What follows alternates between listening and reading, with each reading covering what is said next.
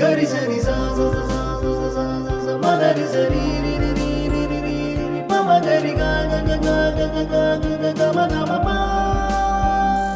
ಗರಿ ಸರಿ ಸಾ ಸ ಸ ಸ ಸ ಸ ಸ ಸ ಮಗರಿ ಸರಿ ರಿ ರಿ ರಿ ರಿ ರಿ ರಿ ರಿ ಪ ಮ ಗ ಮ ಪ.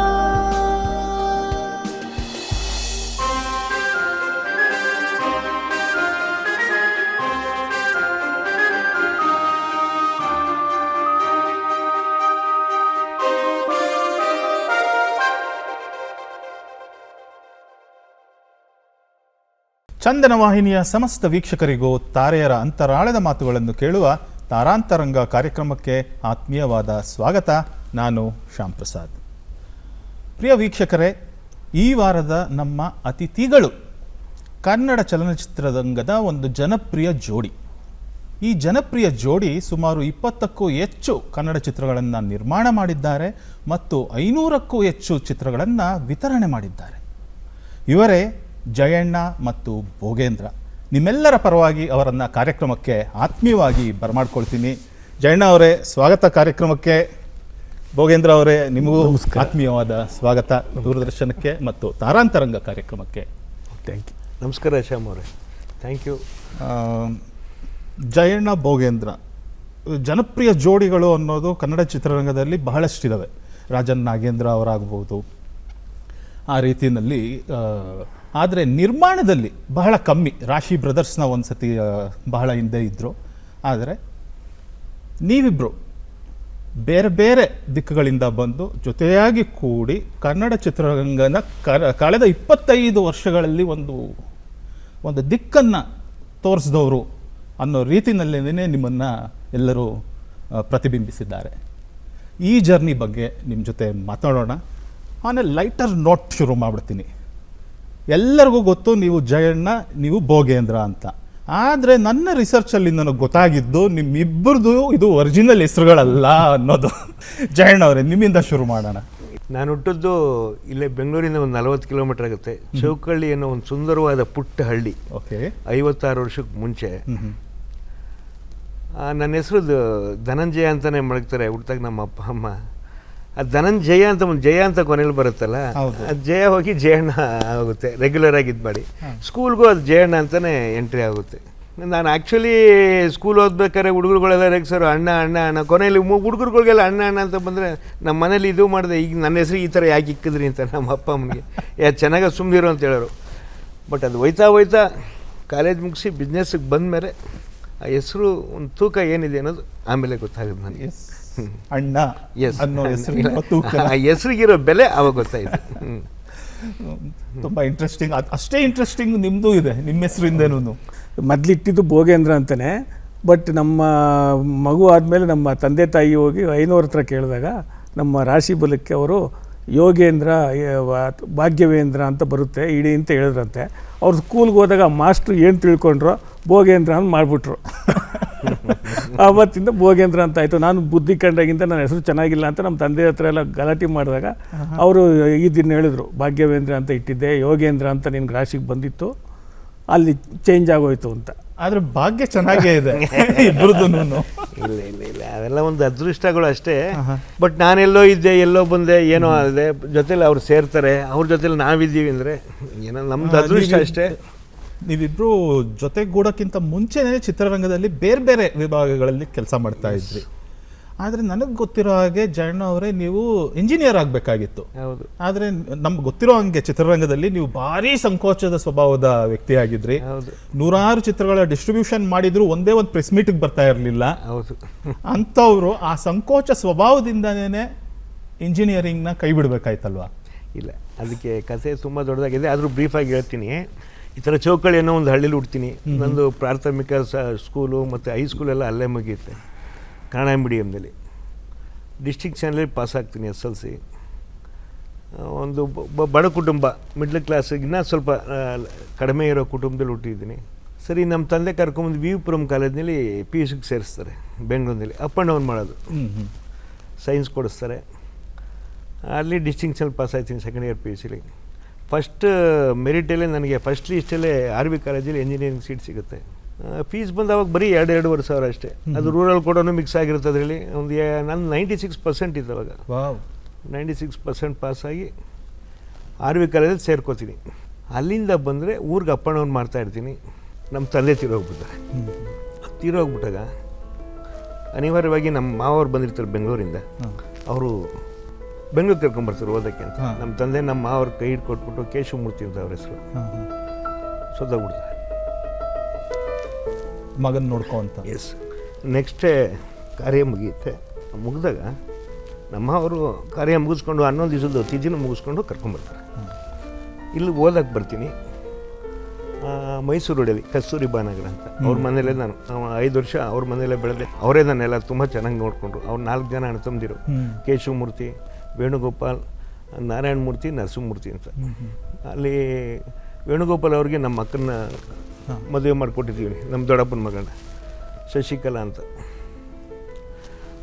ಅಲ್ಲಿಗೆ ಬಂದು ಕರ್ಕೊಂಬರ್ತಾರೆ, ನಾನು ಚೆನ್ನಾಗಿ ನೋಡ್ಕೋತಾರೆ. ಅವ್ರದ್ದೊಂದು ಗೋರಿಪಾಳ್ಯದಲ್ಲಿ ಥಿಯೇಟ್ರ್ ಇರುತ್ತೆ, ಅಭಿಮಾನ್ ಥಿಯೇಟ್ರ್ ಅಂತ. ಈಗಿಲ್ಲ ಅನ್ಸುತ್ತೆ. ಎಸ್, ಈಗಿಲ್ಲ. ಈಗ ಹೊಡೆದಾಕ್ಬಿಟ್ರದು. ಅವ್ರ ಜೊತೆಲಿ ತಿರುಪತ್ತೂರವರು ಇಬ್ಬರು ಪಾರ್ಟ್ನರ್ಸ್ ಇರ್ತಾರೆ, ಒಬ್ಬರು ಲಾಯರು, ಒಬ್ಬರು ಡಾಕ್ಟ್ರು, ಮತ್ತು ಕೇಶವಮೂರ್ತಿ ನಮ್ಮ ಅವರು. 3 ಪಾರ್ಟ್ನರಾಗಿ ಆ ಥಿಯೇಟ್ರ್ ಮಾಡಿರ್ತಾರೆ. ನೋಡ್ಕೊಳ್ಳಿರಲ್ಲ, ಅದು ಓಪನಿಂಗ್ಗೆ ರೆಡಿ ಇರುತ್ತೆ. ನಾನು ಓದ್ಕೊಂಡಿರ್ತೀನಿ. ಸ್ವಲ್ಪ ಅಲ್ಲಿ ನನ್ನ ಸ್ವಲ್ಪ ಏನೋ ಸಮಸ್ಯೆ ಆಗಿ second year mostly 1 subject 2 subject ಇದಾಗುತ್ತೆ. ಆ ಟೈಮಿಗೆ ನಾನು ಕಟ್ಟಿರ್ತೀನಿ, ಅದು ಇದು ಮಾಡ್ಕೊಳ್ಳೋಣ ಅಂತ. ಸರಿ, ಅದನ್ನು ಮಾಡಿಕೊಂಡು ಇದು ಓದ್ಕೊಂಡು ಇದು ಮಾಡ್ತಾಯಿರ್ತೀನಿ. ನೀನು ಬಾರಯ್ಯ ಅಂತ ನಮ್ಮ ಮಾವ ಕರ್ಕೊಂಬಂದು ಥಿಯೇಟ್ರಿಗೆ ಬಿಡ್ತಾರೆ. ಓಕೆ. ಅಲ್ಲಿ ನಂದು ಏನಂದರೆ, ಅಲ್ಲಿ ಮ್ಯಾನೇಜರ್ ಇರ್ತಾರೆ, ಸೂಪರ್ವೈಸರ್ ಇರ್ತಾರೆ, ಎಲ್ಲರೂ ಇರ್ತಾರೆ. ಆ ಇನ್ಚಾರ್ಜು ನನ್ನ ಥಿಯೇಟ್ರನ್ನ ನೋಡ್ಕೊಳ್ಳೋ ಇನ್ಚಾರ್ಜು. ಓಕೆ. ಎಲ್ಲ ನೋಡ್ಕೊಳ್ಳೋದಷ್ಟೇ.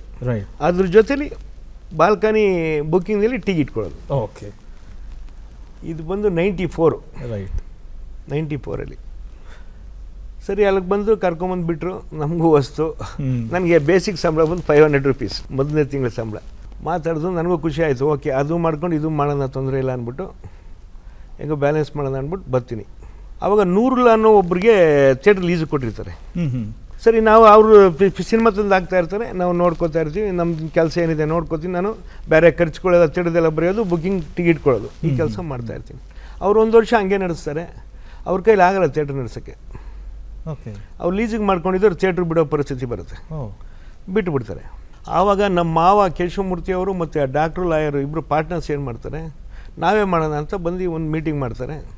ಮೀಟಿಂಗ್ ಮಾಡಿ ಎಲ್ಲ ಕೂತ್ಕೊಂಡು ಡಿಸೈಡ್ ಆಗಿ ನಾವೇ ಬಿಡು ಅಂದ್ಬಿಟ್ಟು ಅವ್ರು ಊರಿಗೆ ಹೋದ್ರು. ನಾವು ಇಲ್ಲಿದ್ದೋ ಒಂದು ಫೈನ್ ಡೇ ಏನಾಗುತ್ತೆ, ಥಿಯೇಟ್ರ್ ನಿಲ್ಲಿಸ್ತೀವಿ ನಾವು. 1 ತಿಂಗಳು 2 ತಿಂಗಳು ನಿಲ್ಲಿಸ್ಬಿಟ್ಟು ಎಲ್ಲ ಸಣ್ಣ ಪುಟ್ಟ ರಿನ್ಯೂವೇಷನ್ ಮಾಡಿ ರಂಜಾನ್ ಹಬ್ಬ ಆಂದೋಲನನು ಸಿನಿಮಾ ರಿಲೀಸು, ನಮ್ಮ ಬಹಾರ್ ಫಿಲಿಮ್ಸ್ ಭಾಷಾ ಅವ್ರು ರಿಲೀಸ್ ಮಾಡ್ತಾರೆ ಅದನ್ನು. ಸರಿ ನಡಿಯಯ್ಯ ಅಂದ್ಬಿಟ್ಟು ನಮ್ಮ ಮಾವ ಕೇಶವಮೂರ್ತಿ ಅವರು ಆಟೋಲ್ಲಿ ನಾನು ಕುಂಡಿಸ್ಕೋತಾರೆ. ಈಗ ನಾವೇ ನಡೆಸ್ಬೇಕು ಥಿಯೇಟ್ರನ್ನ, ನಡಿಯಯ್ಯ ಅಂದ್ಬಿಟ್ಟು ಕುಂಡಿಸ್ಕೋತಾರೆ. ಕರ್ಕೊಂಬಂದು ಗಾಂಧಿನಗರಕ್ಕೆ ಆಫೀಸ್, ಭಾಷಾ ಅವ್ರ ಆಫೀಸ್ ಅಡ್ರೆಸ್ ತಿಳ್ಕೊಂಡು ಬರ್ತೀವಿ. ನಮ್ಮ ಮಾವರು ಕೂತ್ಕೊಳ್ತಾರೆ, ಭಾಷಾ ಅವ್ರು ಇನ್ನೊಂದು ಚೇರ್ ಎದುರುಗಡೆ ಕೂತಿರ್ತಾರೆ, ನಾನು ನಿಂತಿರ್ತೀನಿ. ಸರಿ, ಭಾಷಾ ಅವರು ಒಂದು ಅಮೌಂಟ್ ಹೇಳ್ತಾರೆ. ಅವಾಗ 75,000 ರೂಪಾಯಿ ಅಂತ ಕೇಳ್ತಾರೆ, FHಗೆ ಅಂತ. ಆ ಸಿನಿಮಾಗೆ ಅಂದರೆ ಹಬ್ಬದ ರಂಜಾನ್ ಡೇಟು. ಸಂಜಯ್ ದತ್ತು ಗೋವಿಂದ ಮಾಡಿರ್ತಾರೆ, ಆಂದೋಲನ ಅಂತ ಪಿಕ್ಚರ್ ಹೆಸರು. ಓಕೆ.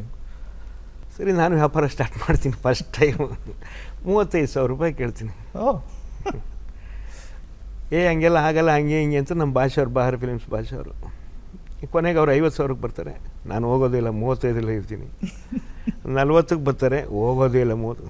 ಕೊನೆಗೆ ಅಲ್ಲಿದ್ದವರೆಲ್ಲ ಇದು ಮಾಡಿ, ಏನೋ ಫಸ್ಟ್ ಚಿಕ್ಕ ಹುಡುಗ ವ್ಯಾಪಾರ ಮಾಡೋಕ್ಕೆ ಬಂದವನೇ, ಏನೋ ಮಾಡಿಕೊಡ್ರಿ ಭಾಷೆ ಅವ್ರು ಅಂದ್ಬಿಟ್ಟು ನಮ್ಮ ಗಣೇಶ್ ಅವರನ್ನ ಸೇತುರಾಮ್ ಅಲ್ವಾ, ಹಿರಿಯೂರವರು, ಹುಡುಗ ಬಂದವನು ಮಾಡಿಕೊಡ್ರಿ ಅಂತ ಹಿರಿಯೂರಿನವರು ಅಲ್ಲಿ ಕೂತಿರ್ತಾರೆ. ಮಾಡಿಕೊಡು ಭಾಷಾ ಬೈ ಏನೋ ಮಾಡಿ.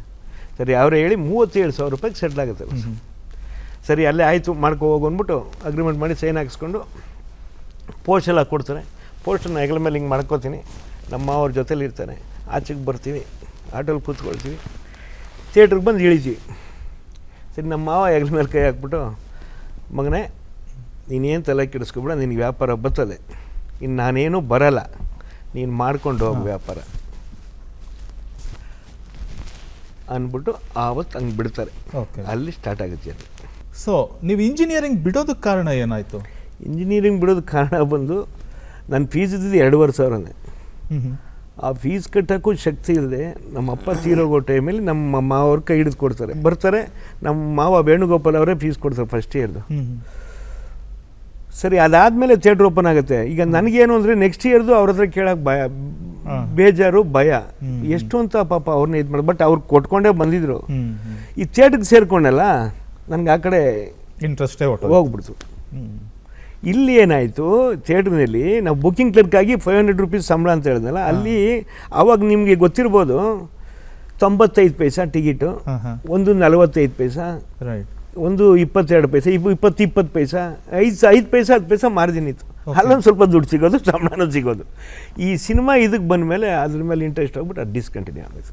ಓಕೆ, ಇಂಜಿನಿಯರಿಂಗ್ ಆದ ಲಾಸು ಕನ್ನಡ ಚಿತ್ರರಂಗಕ್ಕೆ ಒಂದು ವರದಾನ ಆಯಿತು. ಬಟ್ ಅದೇ ಹೇಳ್ತಾರೆ ನನ್ನ ಜೊತೆಲಿ ಇದ್ದವರೆಲ್ಲ. ಈಗ ಆ್ಯಕ್ಚುಲಿ ನಾನು ಹೇಳ್ದಂಗೆ ನಾನು ಅನಿಲ್ ಕುಂಬ್ಳೆ ಅವ್ರ ಜೊತೆಲಿ ರೂಮ್ ಮಾಡ್ಕೊಂಡು ಇದು ಮಾಡ್ಕೊಂಡಿದ್ನಲ್ಲ, ಹೀರೋ ಪೂಕಿಲ್ ಹೋಗಿದ್ದೀನಿ ಜೊತೆಲಿ ಗಾಡೀಲಿ. ಅವ್ರು mechanical, okay, same branch, but ನಾನು ಕಂಪ್ಯೂಟರ್ ಸೈನ್ಸು. ಓಕೆ, ಈ ಥರ ಡ್ರಾವಿಡ್ ಬಂದು ಕ್ರಿಕೆಟ್ ಆಡಿದ್ದಾರೆ ಆ ಗ್ರೌಂಡಲ್ಲಿ, ಎಲ್ಲ ನೋಡಿದ್ದೀನಿ. ಬಟ್ ಎಲ್ಲರೂ ಚೆನ್ನಾಗಿದ್ದಾರೆ. ನನ್ನ ಫ್ರೆಂಡ್ ಜೊತೆಲಿ ಎಲ್ಲ ಫಾರಿನಲ್ಲೂ ಇದ್ದಾರೆ. ಬಟ್ ದೇವ್ರು ನಾನು ಎಲ್ಲ ಚೆನ್ನಾಗಿ ಮಾಡಗ. ಆದರೂ ಕನ್ನಡ ಚಿತ್ರರಂಗಕ್ಕೆ ಒಂದು ಹೊಸ ದಿಕ್ಕನ್ನು ತೋರಿಸ್ಬೇಕಾಗಿತ್ತು ನೀವು. ಇಂಜಿನಿಯರಿಂಗ್ ಮಾಡೋರು ತುಂಬ ಜನ ಇದ್ದಾರೆ, ಚಿತ್ರರಂಗಕ್ಕೆ ಬೇಕಾಗಿದ್ರಿ ನೀವು ಅನ್ಸುತ್ತೆ. ಗೊತ್ತಿಲ್ಲ. ಭೋಗೇಂದ್ರ ಅವರು ತಾವೂ ಕೂಡ ಜಯಣ್ಣ ಅವ್ರಿಗೆ ಪರಿಚಯ ಆಗಿದ್ದು ನೀವು ಒಂದು ಟೆಂಟ್ ಸಿನಿಮಾ ನಡೆಸ್ತಾ ಇದ್ರಿ ಅಲ್ವಾ? ಹೌದು. ಬಾಲ್ಯದಿಂದ ಟೆಂಟ್ ಸಿನಿಮಾ ತನಕ ಹೇಗೆ ಬಂದ್ರಿ ನೀವು? ಹೌದು, ಅದು ನಮ್ಮ ತಂದೆಯವರು 80ನೇ ಇಸ್ವಿಲಿ ಒಂದು ಟೆಂಟ್ ಓಪನ್ ಮಾಡ್ತಾರೆ ಸುಂಕದಕಟ್ಟೆಲಿ. ಮಾಗಡಿ ರಸ್ತೆ ಸುಂಕದಕಟ್ಟೆಲಿ ಒಂದು ಟೆಂಟ್ ಓಪನ್ ಮಾಡ್ತಾರೆ. ಅದನ್ನು ನಮ್ಮ ಮಾವಾರಿಗೆ ನೋಡೋಕೆ ಬಿಟ್ಟಿರ್ತಾರೆ, ನಮ್ಮ ತಂದೆ ತಂಗಿ ಗಂಡನಿಗೆ. ಅವ್ರು ನೋಡ್ಕೋತಾ ಇರ್ತಾರೆ. ಅವ್ರಿಗೂ ನಮ್ಮ ತಂದೆಯವ್ರಿಗೇನೋ ಕ್ಲಾಶ್ ಆಗಿ ಅವ್ರು ಬಿಟ್ಟು ಹೊಂಟೋದಾಗ ನಾನು ಅಷ್ಟೊತ್ತಿಗೆ PUC ಫೈಲ್ ಆಗಿ ಮನೇಲಿದ್ದೆ. ಓಕೆ, PUC ಫೈಲ್ ಆಗಿತ್ತು. ಆವಾಗ ನಮ್ಮ ತಂದೆ ಕೀ ಕೊಟ್ಬಿಟ್ಟು ನೀನು ನೋಡ್ಕೊಂಡು ಹೋಗು ಅಂತ ನನಗೆ ಕೊಡ್ತಾರೆ ಜವಾಬ್ದಾರಿ. ಓಕೆ, ಆಗ ನಾನು 1988 ಏಪ್ರಿಲ್ 24 ಬಂದು ಟೆಂಟ್ಗೆ ಫಸ್ಟ್ ಸಿನಿಮಾ ಬ್ರಹ್ಮ ವಿಷ್ಣು ಮಹೇಶ್ವರ ಅನ್ನೋ ಪಿಕ್ಚರ್ನ ಚಂದ್ರು ಎಂಟರ್ಪ್ರೈಸಸ್, ಚಂದ್ರು ಅಂತ ಇರ್ತಾರೆ, ಅವ್ರ ತಾವು ನಾವು ಒಂದು FH ಮಾಡಿ ಪಿಕ್ಚರ್ ಹಾಕ್ತೀವಿ. ಅಲ್ಲಿಂದ ನಮ್ಮ ಜರ್ನಿ ಎಕ್ಸಿಬಿಟ್ರಾಗಿ ಸ್ಟಾರ್ಟ್ ಆಗುತ್ತೆ. ವಂಡರ್ಫುಲ್. ಅಣ್ಣ ಅವ್ರ ಬರ್ಡೇ ದಿನ ಏಪ್ರಿಲ್ 24ಕ್ಕೆ ನೀವು ಅಲ್ಲಿಂದ ಸ್ಟಾರ್ಟ್ ಆಗುತ್ತೆ ಪಾದಾರ್ಪಣೆ. ಅಲ್ಲಿಂದ ಸ್ಟಾರ್ಟ್ ಆಗುತ್ತೆ. ಮಾರುತಿ ಅನ್ಸುತ್ತಲ್ವ? ಮಾರುತಿ ಸಿನಿಮಾ ಅಂತ, ಮಾರುತಿ ಟೆಂಟ್ ಅಂತ. ಆ ನಂತರ ಅದನ್ನು ನಾವು ರಾಜಗೋಪಾಲ್ ನಗರಕ್ಕೆ ಶಿಫ್ಟ್ ಮಾಡಿಕೊಂಡು ಥಿಯೇಟ್ರ್ ಮಾಡ್ಕೊಂಡಿದ್ದೀವಿ. ಈಗ ಥಿಯೇಟ್ರ್ ನಡೀತಾ ಇದೆ. ಸೊ ನೀವು ಪ್ರದರ್ಶಕರು, ನೀವು ವಿತರಕರು ಮತ್ತು ಥಿಯೇಟ್ರನ್ನು ನಡೆಸ್ತಾ ಇದ್ರಿ. ಥಿಯೇಟ್ರ್ ಬುಕ್ಕಿಂಗ್ ಕ್ಲರ್ಕ್ ಅವರು ಥಿಯೇಟ್ರ್ ಓನರ್. ಎಸ್. ಸೊ ನಿಮ್ಮಿಬ್ಬರಿಗೂ ಪರಿಚಯ ಆಗ್ಬೇಕಂದ್ರೆ ಏನೋ ಒಂದು ಸಂದರ್ಭ ಒದಗಿ ಬರಬೇಕು. ಆ ಸಂದರ್ಭಕ್ಕಿಂತ ಮುಂಚೆ ನಿಮಗೆ ಒಂದು ಇಂಡಸ್ಟ್ರಿನಲ್ಲಿ ಬೇರೆ ಹೆಸರು ಬಂದ್ಬಿಡಿತ್ತಂತೆ, ಏನು ಕೂಲಿ ಜಯಣ್ಣ ಅಂತ. ಎಸ್. ಹೆಂಗಾಯ್ತು ಇದು? ಇದು ಮ್ಯಾಟ್ರಿ. ಓಕೆ, ಎಲ್ಲ ಸರ್ಚ್ ಕರೆಕ್ಟಾಗಿ ಮಾಡಿದಿರಿ ನೀವು. ಇಲ್ಲೇನಾಗುತ್ತೆ, ಈ ಥಿಯೇಟ್ರ್ ನಡೆಸ್ನಲ್ಲ ನಾನು, ಅಲ್ಲಿಂದ ತಿರ್ಗಿ ಸ್ಟಾರ್ಟ್ ಆಗ್ತೀನಿ. ಅದು ಥಿಯೇಟ್ರ್ ಒಂದು 5 ವರ್ಷ ಆಯ್ತು ಅಷ್ಟೇ. ಥಿಯೇಟ್ರು ಸೇಲ್ ಆಗೋಯ್ತು. ಮೂವರೆಗೂ ಇದಾಯಿತು. ಪಾಪ ಅವ್ರು ತಮಿಳ್ನಾಡು ಇದ್ರು ಓನರ್ಸು, ಸೇಲ್ ಆಗೋಯ್ತು. ಓಕೆ, ಕೆಲಸ ಇಲ್ಲ ನನಗೆ. ಆವಾಗ ನಾನೇನು ಮಾಡಿದೆ, ಗಾಂಧಿನಗರ ಕೂಡಾಡ್ಕೊಂಡಿದ್ದೆಲ್ಲ ಅಷ್ಟೊತ್ತಿಗೆ ರೂಢಿ ಆಗೋಯ್ತು. ಒಂದು ಸಣ್ಣದಾಗಿ ಒಂದು ಆಫೀಸು 10x10 ಆಫೀಸ್ ಸ್ಟಾರ್ಟ್ ಮಾಡಿದ್ರು. ಮಾದಪ್ಪ ಮೆಸ್ ಪಕ್ಕದಲ್ಲಿ. ಮಾದಪ್ಪ ಮೆಸ್ಗೆ ಅಟ್ಯಾಚ್ ಆಗೇ ಇತ್ತು. 10x10 office. ಅಲ್ಲಿ ನಾನು ರೀಇಶ್ಯೂ ಪಿಕ್ಚರ್ಗಳು ಮಾಡ್ತಾಯಿದ್ದೆ. ಕೂಲಿ, ಮೊಕಂದರ್ ಕಾ ಸಿಕಂದರ್ ಇವೆಲ್ಲ ಮಾಡಿದ್ದೀನಿ. ಕೂಲಿ ಹೆಂಗೆ ಮಾಡಿದೆ ಅಂತ ಹೇಳ್ತೀನಿ. ಅದ್ರ ಜೊತೆಲಿ ಇಲ್ಲಿ ಭಾಷಾ ಅವರು ಮತ್ತು ಪಾಲ್ ಇದ್ರಲ್ಲ, ಪಾಲ್ ಎಂಟರ್ಪ್ರೈಸಸ್, ಅಜಯ್ ಅವರು ಇದ್ರು, ನನಗೆ ತುಂಬ ಕ್ಲೋಸ್ ಆಗಿದ್ರು. ಹಿಂದಿ ಫಿಲ್ಮ್ಸ್ ಆಗ್ತಾ ಇದ್ನಲ್ಲ, ಅವ್ರದ್ದು ಸಿಟಿ ರಿಲೀಸ್ ಮಾಡೋರು ಹಿಂದಿ ಪಿಕ್ಚರು. ಆಫ್ಟರ್ ಸಿಟಿಗೆ ನಾನು ತಗೊಳ್ತಾ ಇದ್ದೆ. ಅಂದರೆ ಸಿಟಿ ಮೀನ್ಸ್ ಒಂದು 6-7 ಥಿಯೇಟ್ರಲ್ಲಿ ರಿಲೀಸ್ ಮಾಡೋರು. ಅವಾಗ ಟೂರಿಂಗ್ ಟಾಕೀಸ್ಗಳು ತುಂಬ ಇದ್ದವು ಸರ್. ಬೆಂಗಳೂರು ಸಿಟಿಲಿ ಇದ್ದೋ, ತುಮಕೂರು ಡಿಸ್ಟ್ರಿಕ್ನಲ್ಲಿ ಇದ್ದೋ, ಎಲ್ಲ ರಾಮನಗರ ತುಂಬ ಇದ್ದೋ ಹಿಂದಿ ಪಿಕ್ಚರ್ ಹಾಕೋರು, ಮುಳುಬಾಗಿಲು ಎಲ್ಲ. ಆಫ್ಟರ್ ಸಿಟಿಗೆ ನಾನು ತಗೊಳ್ತಾ ಇದ್ದೆ. ಆ ಥರ ಒಂದು 50-60 ಸಿನಿಮಾ ತಗೊಂಡಿದ್ದೆ. ಆ ಸಿನಿಮಾ ರೇಟ್ಗಳು ನೀವು ಕೇಳಿಸ್ಬಿಟ್ರೆ ನಗ್ತಿರಿಗ. 5,000ದಿಂದ ಹಿಡಿದು 1,00,000 ಗಂಟೆ ಕೊಟ್ಟಿದ್ದೀನಿ ಒಂದೊಂದು ಸಿನಿಮಾಗೆ. 5,000ಕ್ಕೂ ತಗೊಂಡಿದ್ದೀನಿ ಕೆಲವು. ಓಕೆ, ಈ ಮಧ್ಯದಲ್ಲಿ ಏನಾಯಿತು, ಈ ಕೂಲಿ ಅನ್ನೋ ಸಿನಿಮಾ ನಮಗೆ ನಜೀರ್ ಅಂತ ನನಗೆ ಆ್ಯಕ್ಚುಲಿ ಅಭಿಮಾನ್ ಥಿಯೇಟ್ರ್ ಬಿಟ್ಟಾಗ ಆ ನಜೀರ್ ಅನ್ನೋ ಮುಸ್ಲಿಂ ಮನುಷ್ಯನೇ ನನ್ನ ಗಾಂಧಿನಗರ ಕರ್ಕೊಂಬಂದು ಆಫೀಸ್ ಮಾಡೋದು ಬನ್ನಿ ಅಂತ. ಇವತ್ತು ಇದ್ದಾರೆ, ಚೆನ್ನಾಗಿದ್ದಾರೆ. ಕರ್ಕೊಂಬಂದರು.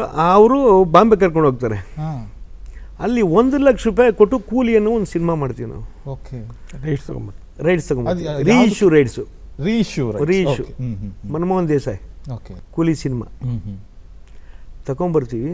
ಆ ಸಿನಿಮಾ ಬರೀ ಅಪ್ಸರಾ ತಿಡಿನಲ್ಲಿ 2.5 ಲಕ್ಷ 3 ಲಕ್ಷ ಒಂದೇ ಒಂದು ತಿಡಿನಲ್ಲಿ ಶೇರ್ ಬರುತ್ತೆ ಸರ್. ಮಾರ್ಕೆಟ್ ಸಿಟಿ ಮಾರ್ಕೆಟಲ್ಲಿ ಅಪ್ಸರ ಥಿಯೇಟರ್ನಲ್ಲಿ ಹಾಕ್ತೀವಿ. ಅದು ಟೋಟ್ಲು ಆ ಟೈಮಲ್ಲೇ 7-8 ಲಕ್ಷ ವ್ಯಾಪಾರ ಆಗುತ್ತೆ. ಓಕೆ. 1 ಲಕ್ಷ ರೂಪಾಯಿ ಬಟ್ ಅವಾಗ 7-8 ಲಕ್ಷ ರೂಪಾಯಿ ವ್ಯಾಲ್ಯೂ ಹೆಂಗಿತ್ತು ಅಂತ ನಿಮ್ಗೆ ಗೊತ್ತಲ್ಲ. ಹೌದು. ಅದಾದಮೇಲೆ ಆ ಅಮೌಂಟ್ನೇ ಮಾಡ್ಕೊಂಡು ನಾನು ಈ ಥರ ಒಂದು ಸಣ್ಣದಾಗಿ ಒಂದು 50 ಸಿನಿಮಾ, ಸಣ್ಣ 5,000 ಹಿಡಿದು 15,000, 20,000, 50,000 ಒಂದು 40-50 ಸಿನಿಮಾ ಮಾಡ್ಕೋತೀನಿ. ಓಕೆ. ಬರೀ ಹಿಂದಿ ಸಿನಿಮಾ. ಹಾಂ ಹಾಂ. ಈ ಸಿನಿಮಾಲಿ ಪಕ್ಕದ ಬಿಲ್ಡಿಂಗ್ನಲ್ಲಿ ಬೋಗಣ್ಣ ಅವರು ಅವ್ರ ಪಾರ್ಟ್ನರು ಕನ್ನಡ ಸಿನಿಮಾ ಮಾಡ್ತಾ ಇರ್ತಾರೆ. ಅವ್ರು ನನ್ಗೆ ಗೊತ್ತಿರೋ ಪ್ರಕಾರ ಕನಸುಗಾರ ಮೈಸೂರಿದಾಗ ಅವ್ರ ಪಾರ್ಟ್ನರ್ಶಿಪ್. ಈಗ ನಮ್ಮ ಗಂಗಾಧರ್ ಇದ್ದಾರೆ, ನವೀನ್ ಮನು ಗಂಗಾಧರ್, ಇವರು ಪಾರ್ಟ್ನರ್ಶಿಪ್ಪಲ್ಲಿ ಮಾಡಿರ್ತಾರೆ. ಓಕೆ.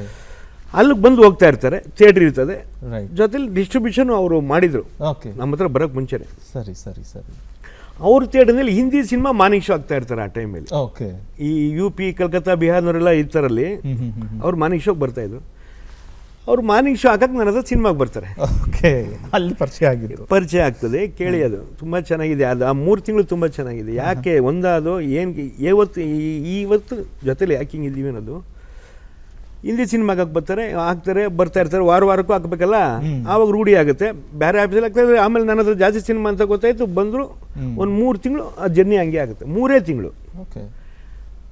ಅವ್ರ ಬಗ್ಗೆ ನನಗೆ ಗೊತ್ತಾಗುತ್ತೆ, ನನ್ನ ಬಗ್ಗೆ ಅವ್ರಿಗೆ ಗೊತ್ತಾಗುತ್ತೆ. ರೈಟ್. ಮನುಷ್ಯ ರೈಟ್ ಇದ್ದಾನೆ, ಏನೋ ಮಾಡೋಣ. ಬಂದು ಒಂದು ದಿವಸ ಫೈನ್ ಡೇ ಕೂತ್ಕೊಳ್ತಾರೆ, ಬನ್ನಿ ಮಾಡೋಣ ಕೂತ್ಕೊಳ್ಳಿರ್ತೀನಿ. ಕನ್ನಡ ಸಿನಿಮಾ ಮಾಡೋಣ ಜಯಣ್ಣ, BKTಗೆ ಪಾರ್ಟ್ನರ್ಶಿಪ್ಪಲ್ಲಿ ಮಾಡ್ಬೋದಾ? ನನಗೆ ಈ ಸಣ್ಣ ಸಿನಿಮಾಗಳಿಗೆ ಆಲ್ರೆಡಿ ನಮ್ಮ ಮಾವನ ಮಕ್ಕಳು ಒಂದಿಬ್ಬರು ನಮ್ಮ ಗಣೇಶು ಮತ್ತು ಗಿರೀಶ್ ಅಂತ ಇರ್ತಾರೆ, ಪಾರ್ಟ್ನರ್ಶಿಪ್ ಆಗಿರ್ತಾರೆ. ಸರಿ, ನಾನು ಕೇಳ್ಬಿಟ್ಟು ಹೇಳ್ತೀನಿ ಬಗೋಣ ಅಂತ ಹೇಳ್ತೀನಿ. ಸರಿ, ಅವ್ರ ಹತ್ರ ಹೋಗಿ ಕೇಳ್ತೀನಿ. ಆಮೇಲೆ ಅವರು ಬಿಸ್ನೆಸ್ಸಲ್ಲಿ ಸ್ವಲ್ಪ ಹಂಗೆ ಹಿಂಗೆ ಆಗ್ಬಿಟ್ಟು ಅವರು ಪಾಪ ಪಾರ್ಟ್ನರ್ಶಿಪ್ ಬಿಟ್ಬಿಡ್ತಾರೆ. ಓಕೆ. ನಾನು ಒಬ್ಬನೇ ಆಗ್ತೀನಿ. ಆವಾಗ ಬೋಗೋಣ ಬರ್ತಾರೆ, ಮಾಡೋಣ ಕಣೆ ಅಂತ ಹೇಳ್ತಾರೆ. ಆವಾಗ ನಾವು ಸರಿ ಮಾಡೋಣ ಬೋಗೋಣ, ಒಳ್ಳೇದಲ್ವಾ, ಏನು ತಪ್ಪೇನಿದೆ ಮಾಡೋಣ ಅಂದ್ಬಿಟ್ಟು ಸ್ಟಾರ್ಟ್ ಮಾಡ್ತೀವಿ. ಮೊದಲನೇ ಸಿನಿಮಾ ಪೊಲೀಸ್ ಡಾಗ್ ಅನ್ನೋ Kannada cinema. Police dog. Yes. ಅಲ್ಲಿಂದ ಪ್ರಸಾದ್ ಅನ್ನೋರು ಪ್ರೊಡ್ಯೂಸರ್, ಯಡ್ಯೂರ್ ಪ್ರಸಾದ್ ಪ್ರೊಡ್ಯೂಸರು, ಹೌದು. ಥ್ರಿಲ್ಲರ್ ಮಂಜು ಅವ್ರು ಹೀರೋ, ತ್ರಿಭು ಅಂತ ಹೇಳಿದ್ರೆ ರಿಲೀಸ್ ಮಾಡೋದು ಸಿನಿಮಾ. ಎಸ್. ಆವಾಗಲಿಂದ ಸ್ಟಾರ್ಟ್ ಆಯಿತು. ಇಲ್ಲಿ ಗಂಟ ಬಂದಿದೆ, ಹಿಂಗೆ ಕೂತಿದೆ. ಮಿಕ್ಕದಿದ್ರೆ ಬೋಗಣ್ಣ ಅವ್ನು ಕೇಳಿ. ಬೋಗಣ್ಣ ಅವರೇ, ಅವರು ಹಿಂದಿ ಸಿನಿಮಾಗಳನ್ನ ರೀರನ್ ಡಿಸ್ಟ್ರಿಬ್ಯೂಷನ್ ಮಾಡ್ತಾಯಿದ್ರು. ಆದರೆ ನೀವು ಅದಕ್ಕೆ ಮುಂಚೆನೇ, ನೀವಿಬ್ಬರು ಜೊತೆಗೆ ಸೇರೋಕ್ಕೆ ಮುಂಚೆನೇ ಕನ್ನಡ ಸಿನಿಮಾಗಳನ್ನ ವಿತರಣೆ ಮಾಡ್ತಾ ಇದ್ರಿ. ಹೌದೌದು. ಆ ಅನುಭವ ಹೇಗಿತ್ತು? ಅದು ನನಗೆ ಗಾಂಧಿನಗರದಲ್ಲಿ ಬೆಳಿಗ್ಗೆ ಇದ್ದರೆ ಗಾಂಧಿನಗರಕ್ಕೆ ಹೋಗ್ತಾ ಇದ್ದ, ವಾರಕ್ಕೆ 1-2 ಸಿನಿಮಾ ಆಗ್ತಾಯಿದ್ದ ಟೆಂಟ್ಗೆ. ಒಂದೊಂದು ಸತಿ ಸಿನಿಮಾ ಚೆನ್ನಾಗಿ ಹೋದರೆ 1 ವಾರ ಓಡೋದು, ಇಲ್ಲಾಂದರೆ 2 ದಿನಕ್ಕೆ ಪಿಕ್ಚರ್ ಚೇಂಜ್ ಮಾಡಬೇಕಾಗಿತ್ತು. ಈ ಥರ ಡೈಲಿ ಗಾಂಧಿನಗರಕ್ಕೆ ಹೋಗೋ ಅಭ್ಯಾಸ ಇತ್ತು. ಅಲ್ಲೇ ಇತ್ತು ಅವಾಗೆಲ್ಲ ಪ್ರಿಂಟು. ಹೌದು. ಯಾವಾಗ ಬೇಕಾದ್ರೂ ಚೇಂಜ್ ಮಾಡೋವು, ಯಾವಾಗ ಬೇಕಾದ್ರೂ ಸಿನಿಮಾ ಹಾಕೋವು. ಆ ಟೈಮಲ್ಲಿ ಹಿಂಗೆ ನಾನು ಫ್ರೆಂಡ್ಸ್ಗಳ ಜೊತೆಲಿ ಸೇರಿದಾಗ ಒಂದು ಸಿನಿಮಾ ಡಿಸ್ಟ್ರಿಬ್ಯೂಷನ್ ಮಾಡೋಣ, ಇದೇ ಬರೀ ಎಕ್ಸಿಬಿಷನ್ ಬೇಡ ಅಂದ್ಬಿಟ್ಟು ನವೀನ್ ಮನು ಗಂಗಾಧರ್ ಅಂತ ಇದ್ದರು, ನವೀನ್ ಮನು ಕಂಬೈನ್ಸ್ ಅಂತ ಇತ್ತು, ಅವ್ರ ಜೊತೆ ಸೇರ್ಕೊಂಡು ಕನ್ನಡ ಪಿಕ್ಚರ್ಗಳು ಒಂದಷ್ಟು ಸಿನಿಮಾ ಮಾಡಿದ. ಫಸ್ಟು ನಾವು ತೊಗೊಂಡಿದ್ದು ಕುರಿಗಳು ಆಫ್ಟರ್ ರಿಲೀಸು. ಓಕೆ. ರಿಲೀಸ್ ಮಾಡಿದ್ದು ಪಾಲ್ ಅವ್ರ ಕಡೆಯಿಂದ ನಾವು 3 ಲಕ್ಷ ರೂಪಾಯಿ ಕೊಟ್ಟು ತೊಗೊಂಡು, ಅದರ ಒಂದು 3-4 ಜನ ಪಾರ್ಟ್ನರ್ ಹಾವೇರಿ ಅಂತೇಳಿ BKT ಮೈಸೂರು. ಆ 3 ಲಕ್ಷ ಕೊಟ್ಟು ಕುರಿಗಳು ತೊಗೊಂಡು ಅಲ್ಲಿಂದ ನಮ್ಮ ಜರ್ನಿ ಸ್ಟಾರ್ಟ್ ಆಯಿತು. ಹಂಗೆ ಎಲ್ಲ ಸಿನಿಮಾಗಳು ಊಸಿರೆ ಯಾವುದೋ ಒಂದು ಸ್ವಲ್ಪ ಫಿಲಮ್ಗಳೆಲ್ಲ ಮಾಡ್ದು. ಕೆಲವು ಲಾಭ ಬಂತು, ಕೆಲವು ನಷ್ಟ ಆಯಿತು. ಅದಾದಮೇಲೆ ತಮಿಳ್ ಒಬ್ಬರು ಡಿಸ್ಟ್ರಿಬ್ಯೂಟ್ರ್ ಪರಿಚಯ ಆದರು, ಕೆಂಪಯ್ಯ ಅಂತ. ಅಲ್ಲಿ ಅವ್ರ ಜೊತೆ ಹೋಗಿ ತಮಿಳ್ ಪಿಕ್ಚರ್ ಮಾಡ್ದು ಒಂದು 4-5 ಸಿನಿಮಾ, ಅದ್ರಾಗೆಲ್ಲ ಲಾಸ್ ಆಯಿತು. ರಾಜ್ಯಮ್ ಅಂತ ಒಂದು ವಿಜಯಕಾಂತ್ ಸಿನಿಮಾ ಮಾಡ್ದು, ಜೈ ಸೂರ್ಯ ಅಂತ ಒಂದು ಅರ್ಜುನ್ ಸರ್ಜನ್ ಸಿನಿಮಾ ಮಾಡ್ದು. ಎಲ್ಲ ಸಿನಿಮಾನು ನಮಗೆ ಲಾಸ್ ಆಯಿತು. ನಮ್ಗೆ ಅದು ಗೊತ್ತಿರಲಿಲ್ಲ, ಅವ್ರ ಮೇಲೆ ಡಿಪೆಂಡ್ ಆಗಿ ಸಿನಿಮಾ ಮಾಡ್ದು, ಅದು ನಮ್ಗೆ ಗೊತ್ತಾಗಲಿಲ್ಲ. ಆಮೇಲೆ ನಾವು ಕನ್ನಡ ಸಿನಿಮಾನೇ ಬೆಸ್ಟು ನಮಗೆ, ಯಾಕೆ ಬೇರೆ ಅದರ್ ಲ್ಯಾಂಗ್ವೇಜ್ ಮಾಡಬೇಕು ಅಂತ ತಿಳ್ಕೊಂಡು ಇದ್ದಾಗ ಜಯಣ್ಣನು ನಾವು ಸೇರ್ಕೊಂಡು ಮಾಡೋಣ ಅಂದಾಗ ನಾವು ಫಸ್ಟು 4 ಜನ ಸೇರಿಕೊಂಡು ಜೊತೆಲಿ ಪಾರ್ಟ್ನರ್ ನಾವು ಬರ್ತೀವಿ ಇಲ್ಲ, ಫಸ್ಟ್ ಇವರೇ ಪಾರ್ಟ್ನರ್ ಆಗಿದ್ದು. ಆಮೇಲೆ ಫ್ರೆಂಡ್ಸ್ ಒಂದಿಬ್ರು ಬಂದರು. ನಮಗೂ ನಾವು ನಮ್ಮ ನಡವಳಿಕೆ ಕರೆಕ್ಟಾಗಿರೋದಕ್ಕೆ ನಮ್ಮಿಂದ ಜೊತೆ ಸೇರಿಕೊಂಡ್ರೆ ನಮಗೇನು ತೊಂದರೆ ಆಗಲ್ಲ ಅನ್ನೋ ನಂಬಿಕೆ ಅವ್ರಿಗೂ ಇದ್ರಿಂದ ಕ್ಲೋಸ್ ಫ್ರೆಂಡ್ಸೇ ಬಂದರು. ಮೋಹನ್ ಅಂತ ಒಬ್ಬರು, ಮೋಹನ್ ಥಿಯೇಟ್ರಲ್ಲಿ ಕೆಲಸ ಮಾಡ್ತಾ ಇದ್ದವರು, ಗೋಪಿನಾಥ್ ಅಂತ ಒಬ್ರು ಇದ್ದರು. ಅವರು ಬಂದು ಸೇರಿಕೊಂಡ್ರು. ಅವ್ರು ಸುಮಾರು ಒಂದು 5-6 ವರ್ಷ ಇದ್ದರು, ಒಂದಷ್ಟು ಸಿನಿಮಾ ಗಂಟ ಇದ್ರು. ಆಮೇಲೆ ಅವರು ಬೇರೆ ವ್ಯಾಪಾರ ಇತ್ತು. ಆಮೇಲೆ ಅವ್ರು ಬಿಟ್ಟು ಹೊಂಟೋದ್ಮೇಲೆ ನಾವಿಬ್ಬರು ಮಾಡ್ಕೊಂಡು ಬರ್ತಾ ಇದ್ದೀವಿ ಅನ್ನೋ ಭಗವಂತನ ದಯೆಯಿಂದ ಬರ್ತಾ ಇದ್ದೀವಿ. ಆವಾಗ ಶುರುವಾಗಿದ್ದು ಪೊಲೀಸ್ ಡಾಗಿಂದ ಶುರುವಾಗಿದ್ದು ಕನ್ನಡದಲ್ಲೇನೇ ಸುಮಾರು 500ಕ್ಕೂ ಹೆಚ್ಚು ಚಿತ್ರಗಳಾಗೋಗಿದ್ದಾವೆ ಈಗ ನೀವು ಡಿಸ್ಟ್ರಿಬ್ಯೂಷನ್ ಮಾಡಿರೋದು. ಕೆಲವು ಸಿನಿಮಾಗಳು ದುಡ್ಡು ಮಾಡ್ತವೆ, ಕೆಲವು ಸಿನಿಮಾಗಳಲ್ಲಿ ದುಡ್ಡು ಕಳ್ಕೊಳ್ತೀರ. ಒಂದು ಸಂದರ್ಭದಲ್ಲಿ ನೀವು ದರ್ಶನ್ ಸಿನಿಮಾಗಳ ಡಿಸ್ಟ್ರಿಬ್ಯೂಟರ್ ಅನ್ನೋ ಮಟ್ಟಿಗೆ ನಿಮಗೆ ಹೆಸರು ಬಂತು. ಸತತವಾಗಿ 20 ಸಿನಿಮಾಗಳು ದರ್ಶನ್ ನೀವೇನೇನೆ ಡಿಸ್ಟ್ರಿಬ್ಯೂಷನ್ ಮಾಡಿದೆ. ಅದಕ್ಕೆ ಕಾರಣ ಆಗಿದೆ. ನಮ್ದು ಸ್ಟಾರ್ಟ್ ಆಗಿದ್ದು ಆ್ಯಕ್ಚುಲಿ ದರ್ಶನ್ ಸರ್ ಜೊತೆಲಿ ಮೆಜೆಸ್ಟಿಕ್ ಬಂತು ಅವ್ರದ್ದು. ಅದಾದಮೇಲೆ ಇನ್ನೊಂದು 2 ಸಿನಿಮಾ ಬಂದು ಸಣ್ಣ ಪುಟ್ಟ ಇದು ಮಾಡೋದು. ಧರ್ಮದಿಂದ ಸ್ಟಾರ್ಟ್ ಆಗ್ತು, ಬಿ ರಾಮಮೂರ್ತಿ ಅವ್ರದ್ದು ಧರ್ಮದಿಂದ. ಅದಾದಮೇಲೆ ಧ್ರುವ ಫಸ್ಟ್ ಇರ್ಬೇಕು, ಇಲ್ಲ ಧರ್ಮ ಫಸ್ಟ್? ಧರ್ಮ ಫಸ್ಟು, ಆಮೇಲೆ ಧ್ರುವ, ಸುರೇಶ್ ಗೌಡ್ರು, ಆಮೇಲೆ ದರ್ಶನ್ ಅವರು ಬಂದರು, ಪರಿಚಯ ಆಯಿತು. ಆಮೇಲೆ ಕಂಟಿನ್ಯೂಸ್ ಆಗಿ ಅಪ್ ಟು ಅರ್ಜುನ್ ಗಂಟ ನಾವು ಒಂದು 20-21 ಸಿನಿಮಾ BKT ಏರಿಯಾಗ ಮಾಡಿದ್ದೀವಿ. ದರ್ಶನ್ ಅವರು ಕೃಪೆಯಿಂದ ಆಗಿದ್ದದು. ಏನಕ್ಕೆ ಅಂದರೆ ದರ್ಶನ್ ಅವರು ಯಾರೇ ಪ್ರೊಡ್ಯೂಸರ್ ಅವ್ರ ಪಿಕ್ಚರ್ ಮಾಡಬೇಕು ಅಂತ ಹೋದರೆ BKT ಏರಿಯಾ ನಿಮ್ದು ಏನು ದುಡ್ಡಿದೆಯೋ ಅವ್ರು ಕೊಡ್ತಾರೆ, ಇವ್ರಿಗೆ ಕೊಡಬೇಕು ಅಂತ ಕಂಡೀಷನ್ ಮೀನ್ಸ್ ಪಾಸಿಟಿವ್ ಆಗಿ. ಯಾಕೆ ನಮ್ಮ ಮೇಲೆ ಅಷ್ಟು ಅಭಿಮಾನ ಏನಿದೆ ತಗೊಳ್ಳಿ, ಅದರಲ್ಲಿ ಏನು ಕಡಿಮೆ ಮಾಡಬೇಡಿ, ಅವ್ರಿಗೆ ಏರಿಯಾ ಕೊಡಿ. ಏನು ಡಿಸ್ಕೌಂಟ್ ಮಾಡೋಂಗೇನಿಲ್ಲ, ಡಿಸ್ಕೌಂಟ್ ಏನಿಲ್ಲ, ಜೊತೆಯಲ್ಲಿ ದುಡ್ಡು ಫೀಡಿಂಗ್ ಇದೆ. ಶೂಟಿಂಗ್ ಸ್ಟಾರ್ಟ್ ಆಗೋದು, ಶೂಟಿಂಗ್ ಮುಹೂರ್ತಕ್ಕೆ ದುಡ್ಡು ಕೊಡೋಕೆ ಸ್ಟಾರ್ಟ್ ಆದರೆ ರಿಲೀಸ್ ಗಂಟನೂ ದುಡ್ಡು. ಓಕೆ, ಇಂತಿಂಥ ಪೀರಿಯಡ್ ಇಷ್ಟಿಷ್ಟು ಅಮೌಂಟ್ ಅಂತ. ಈಗ ಸರ್ 1 ಕೋಟಿ ಅಂತ ಏರಿಯಾ ಮಾತಾಡೋದು ಅನ್ಕೊಳ್ಳಿ, 1 ಕೋಟಿ ಥ್ರೂ ಔಟು ಅವ್ರಿಗೆ ಶೂಟಿಂಗ್ನು ಇಂಟ್ರೆಸ್ಟ್ ಉಳ್ಕೋಬೇಕು, ರೈಟ್, ಅವ್ರಿಗೂ ಹೆಲ್ಪ್ ಆಗಬೇಕು, ನಮಗೂ ಒಂದು ಸಿನಿಮಾ ಸಿಕ್ತಂಗೆ ಆಗಬೇಕು. ನಮಗೂ ಒಳ್ಳೇದು ಮಾಡ್ಕೊಂಡು ಅವ್ರ ತಲೆಯಲ್ಲಿ ಮಾಡೋದು.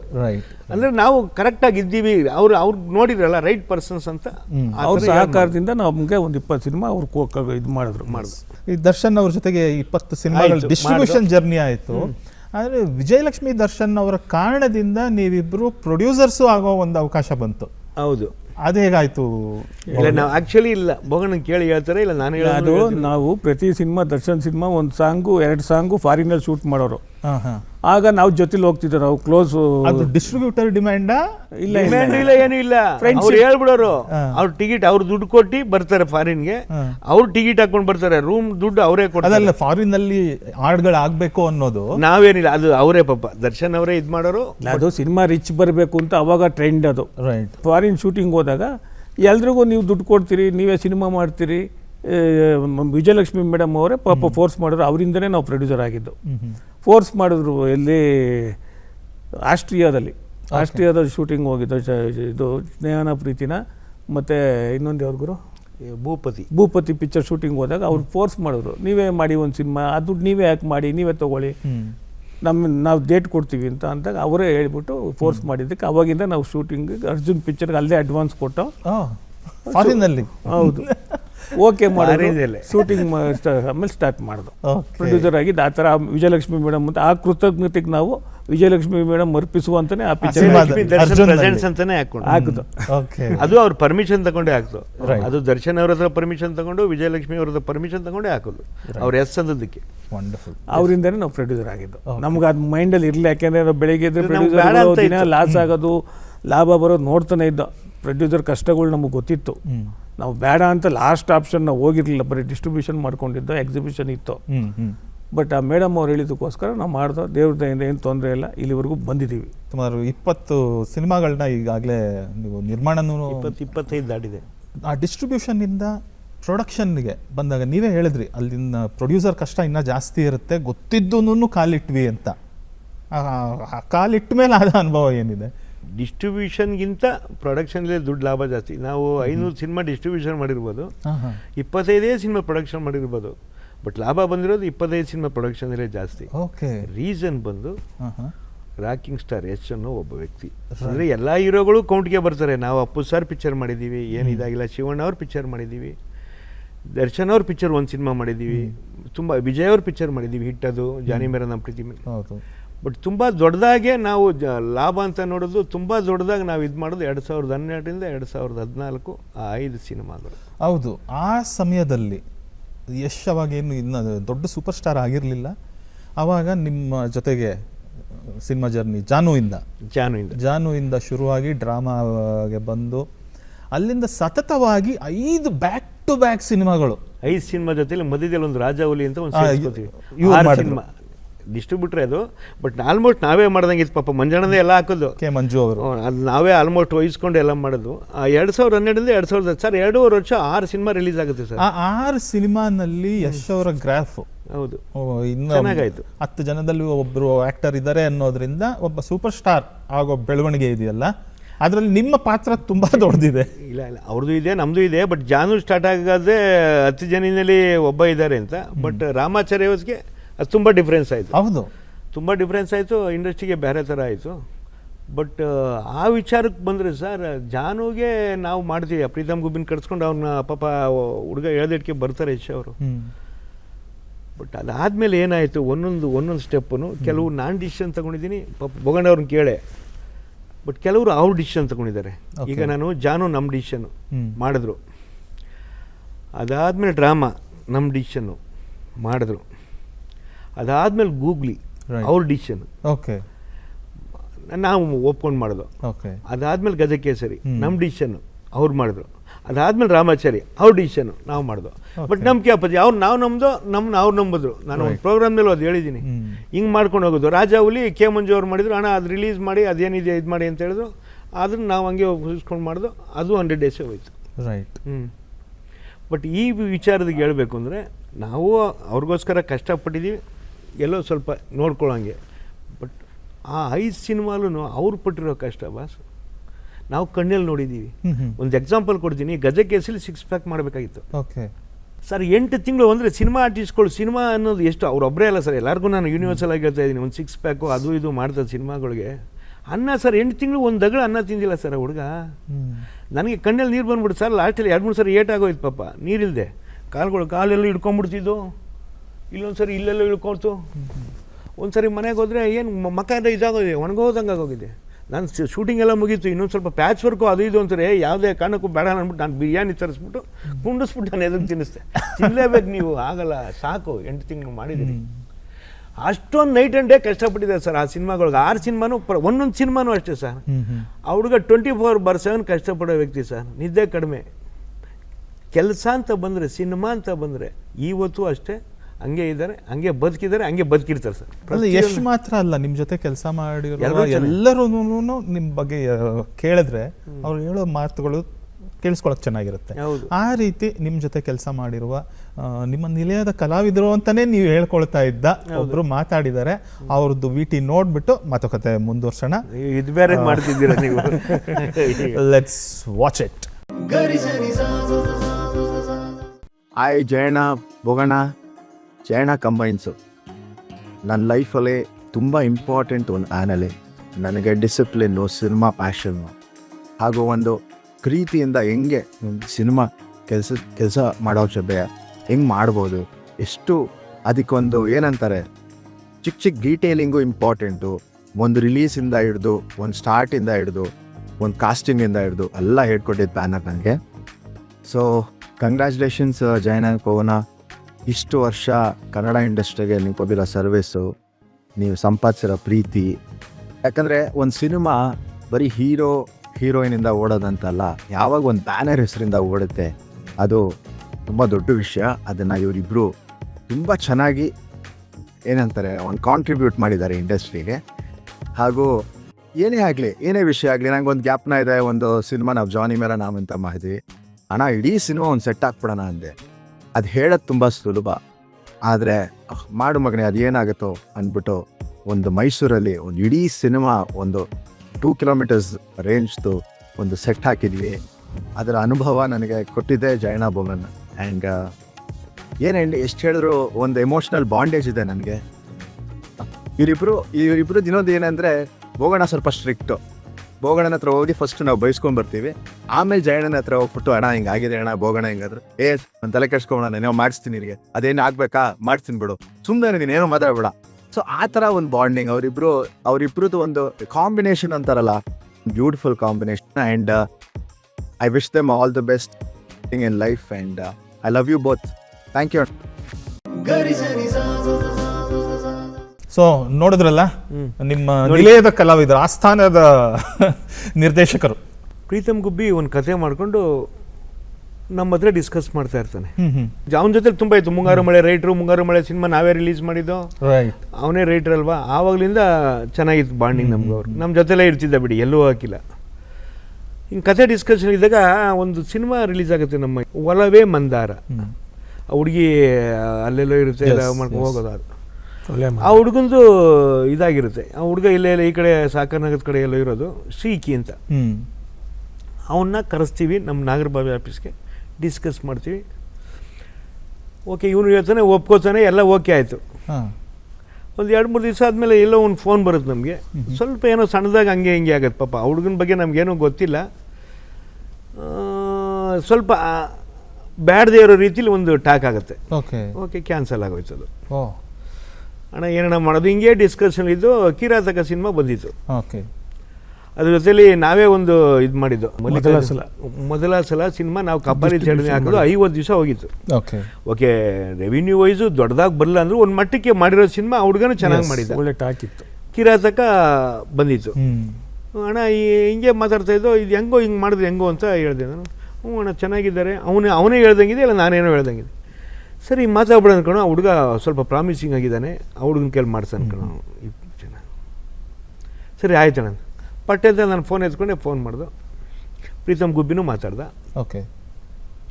ಅವರೊಂದು ಡೇಟ್ ಹೇಳಿದ್ರು, 1-2 ದಿವಸನೋ 3 ದಿವಸ ಟೈಮ್ ತಗೊಂಡ್ರು ಯಶ್ ಅವರು. ಆ ಟೈಮ್ ನೀಟಾಗಿ ಬಂದರು, ನಾಗರಬಾವಿ ಆಫೀಸಿಗೆ ಬಂದರು, ಕೂತ್ಕೊಂಡ್ರು, ಮಾತಾಡಿದ್ರು. ಫಸ್ಟ್ ಮೀಟಿಂಗ್ನಲ್ಲೇ ಓಕೆ ಅಲ್ಲ, ಅಲ್ಲೊಂದು ಕ್ವಶನ್ ಮಾರ್ಕ್ ಬಿಡ್ತು. 1ನೇ ತಾರೀಕು ನಾವು ಮಾತಾಡೋದು, 5ನೇ ತಾರೀಕನೇ ಟೈಮ್ ಬೇಕಣ್ಣ ಅಂತ ಕೇಳಿದ್ರು ನನ್ನ. ಯಾಕಪ್ಪಾಜಿ ಹಿಂದೆ ಈ ಥರ ಯಾರ್ದೋ ಒಂದು ಸಣ್ಣ ಅಡ್ವಾನ್ಸ್ ಇದೆಯಣ್ಣ, ಅವ್ರ ಹತ್ರ ಒಂದು ಪರ್ಮಿಷನ್ ತಗೋಬೇಕು, ಅವ್ರಿಗೆ ನಾನು ಮಾತು ಕೊಟ್ಬಿಟ್ಟಿದ್ದೀನಿ ನೋಡಿ, ಆವತ್ತು ಮಾತಿನ ಪ್ರಕಾರನೇ ಪಾಪ. ಓಕೆ ಅಪ್ಪಾಜಿ, ನನ್ನ ಲೆಕ್ಕ ಅವರು 90% ಮಾಡೋದ, ನಾವು ಸಿನಿಮಾ ಮಾಡ್ತೀವಿ ಅಪ್ಪಾಜಿ, ದೇವ್ರು ಒಳ್ಳೇದು ಮಾಡಿ ನೀವು ಹೋಗ್ಬಿಟ್ಟು ಬನ್ನಿ. ಓಕೆ ಅದಕ್ಕೆ ಆದಮೇಲೆ ಅಲ್ಲೊಂದು ರೆನ್ಯುಮರೇಷನ್ ಫಿಕ್ಸ್ ಆಗುತ್ತೆ. ಅಪ್ಪಾಜಿ ಆ ಪಿಕ್ಚರ್ ಆಗಲ್ಲ, ನಿನಗೆ ಈ ರೆನ್ಯುಮರೇಷನ್ ಅಡ್ವಾನ್ಸ್ ನಾನು ಆ ಡೇಟಲ್ಲಿ ಕೊಡ್ತಾ ಇದ್ದೀನಿ. ಸರಿ ಆವಾಗ ಒಂದು ಮಾತು ಹೇಳ್ತಾರೆ ಅವರು, ಅಣ್ಣ ಯಾರೂ ನಾನು ಮುಂದಾಗಿ ಸಿನಿಮಾ ಮಾಡಿದ್ದೀನಿ ಅಣ್ಣ, ಯಾರೂ ಅಡ್ವಾನ್ಸ್ ಹೇಳ್ದಂಗೆ ಕೊಟ್ಟಿಲ್ಲ, ಹಂಗೆ ಹಿಂಗೆ ನಮ್ಮ ತಾಯಿ ಹಿಂಗೆ ಹೇಳ್ತಾ ಇರ್ತಾರೆ, ಸಿನಿಮಾದವರು ಸ್ವಲ್ಪ ನೋಡಿಕೊಂಡು ಇದು ಮಾಡ್ಕೊ ಅಂದರೆ ಎಲ್ಲ ನೆಗೆಟಿವ್ ಅಲ್ಲ, ಹೇಳ್ದಂಗೆ ಸ್ವಲ್ಪ ತಳ್ತಾರೆ ಮುಂದಕ್ಕೆ ಹಾಕೋತಾರೆ ಅಂತ. ಇಲ್ಲ ಅಪ್ಪಾಜಿ ಮಾಡೋಣ ಹೋಗೋದು. ಸರಿ ನೀವು 5ನೇ ತಾರೀಕು ನೀವೇ ತಿಳ್ಕೊಂಡು ನನಗೆ ಫೋನ್ ಮಾಡಿದ್ದು. ಫೋನ್ ಬರುತ್ತೆ, ಇಲ್ಲ ಅಪ್ಪಾಜಿ ಅದನ್ನು ಸ್ವಲ್ಪ ಇದಾಯ್ತಣ್ಣ, ಓಕೆ ರೆಡಿನಾ ಬಂದುಬಿಡು ಅಪ್ಪಾಜಿ ಅಂದೇನು. 5ನೇ ತಾರೀಕು ಬಂದರು, ನಾನೇನು ಮಾತಾಡಿದೆ ಆ ಅಮೌಂಟ್ ಕೊಟ್ಟೆ, ಓದು. ನೆಕ್ಸ್ಟ್ ಬಂದರು, ಕತೆ ಕೇಳಿದ್ರು, ಸ್ಟಾರ್ಟ್ ಆಯ್ತು ಸಿನಿಮಾ. ಪ್ರೀತಮ್ ಗುಬ್ಬಿ ಆ ಥರ ನಮ್ಮ ಕೆಮಿಸ್ಟ್ರಿ ಇತ್ತು, ಆ ಥರ ಬಾಂಡಿಂಗ್ ಇತ್ತು. ಅವನದು ಅಷ್ಟೇ ಪಾಪ, ಏನು ಹೇಳಿದ್ರು ಅದೆಲ್ಲ ಕೇಳಿದ್ರು ಯಶ್ ಅವರು ಆ ಪಿಕ್ಚರನ್ನು. ಅಲ್ಲೂ ಸ್ವಲ್ಪ ಇದಾಗಕ್ಕೆ ಫಸ್ಟ್ ಪಿಕ್ಚರು ಇನ್ನೂ ಸ್ವಲ್ಪ ಬೆಟ್ರ್ ಇದು ಮಾಡೋಕ್ಕೆ ನೋಡಿದ್ರು ಅವರು, ಬಟ್ ಟೀಮ್ ಕೇಳಿಲ್ಲ ಅವಾಗ. ಆಮೇಲೆ ಜಾಸ್ತಿ ಇನ್ವಾಲ್ವಾಗಿ ನೀಟಾಗಿ ಫಿನಿಶ್ ಆಗೋದಕ್ಕೆ ರಾಮಾಚಾರಿ ಸರ್ 5ನೇ ಸಿನಿಮಾ ಅವಾಗ ಪಕ್ಕಾ ಕುಂಡಿಸ್ಕೊಂಡ್ರು. ಈ ಜರ್ನಿನಲ್ಲಿ ಇನ್ನೊಂದು ಸ್ಪೆಷಲ್ ಇದೆ, ಅದು ನೀವು ವಿತರ್ಕರಾಗಿ ಮಾಡಿರೋವಂಥದ್ದು. ಹೇಳಿ ಸರ್.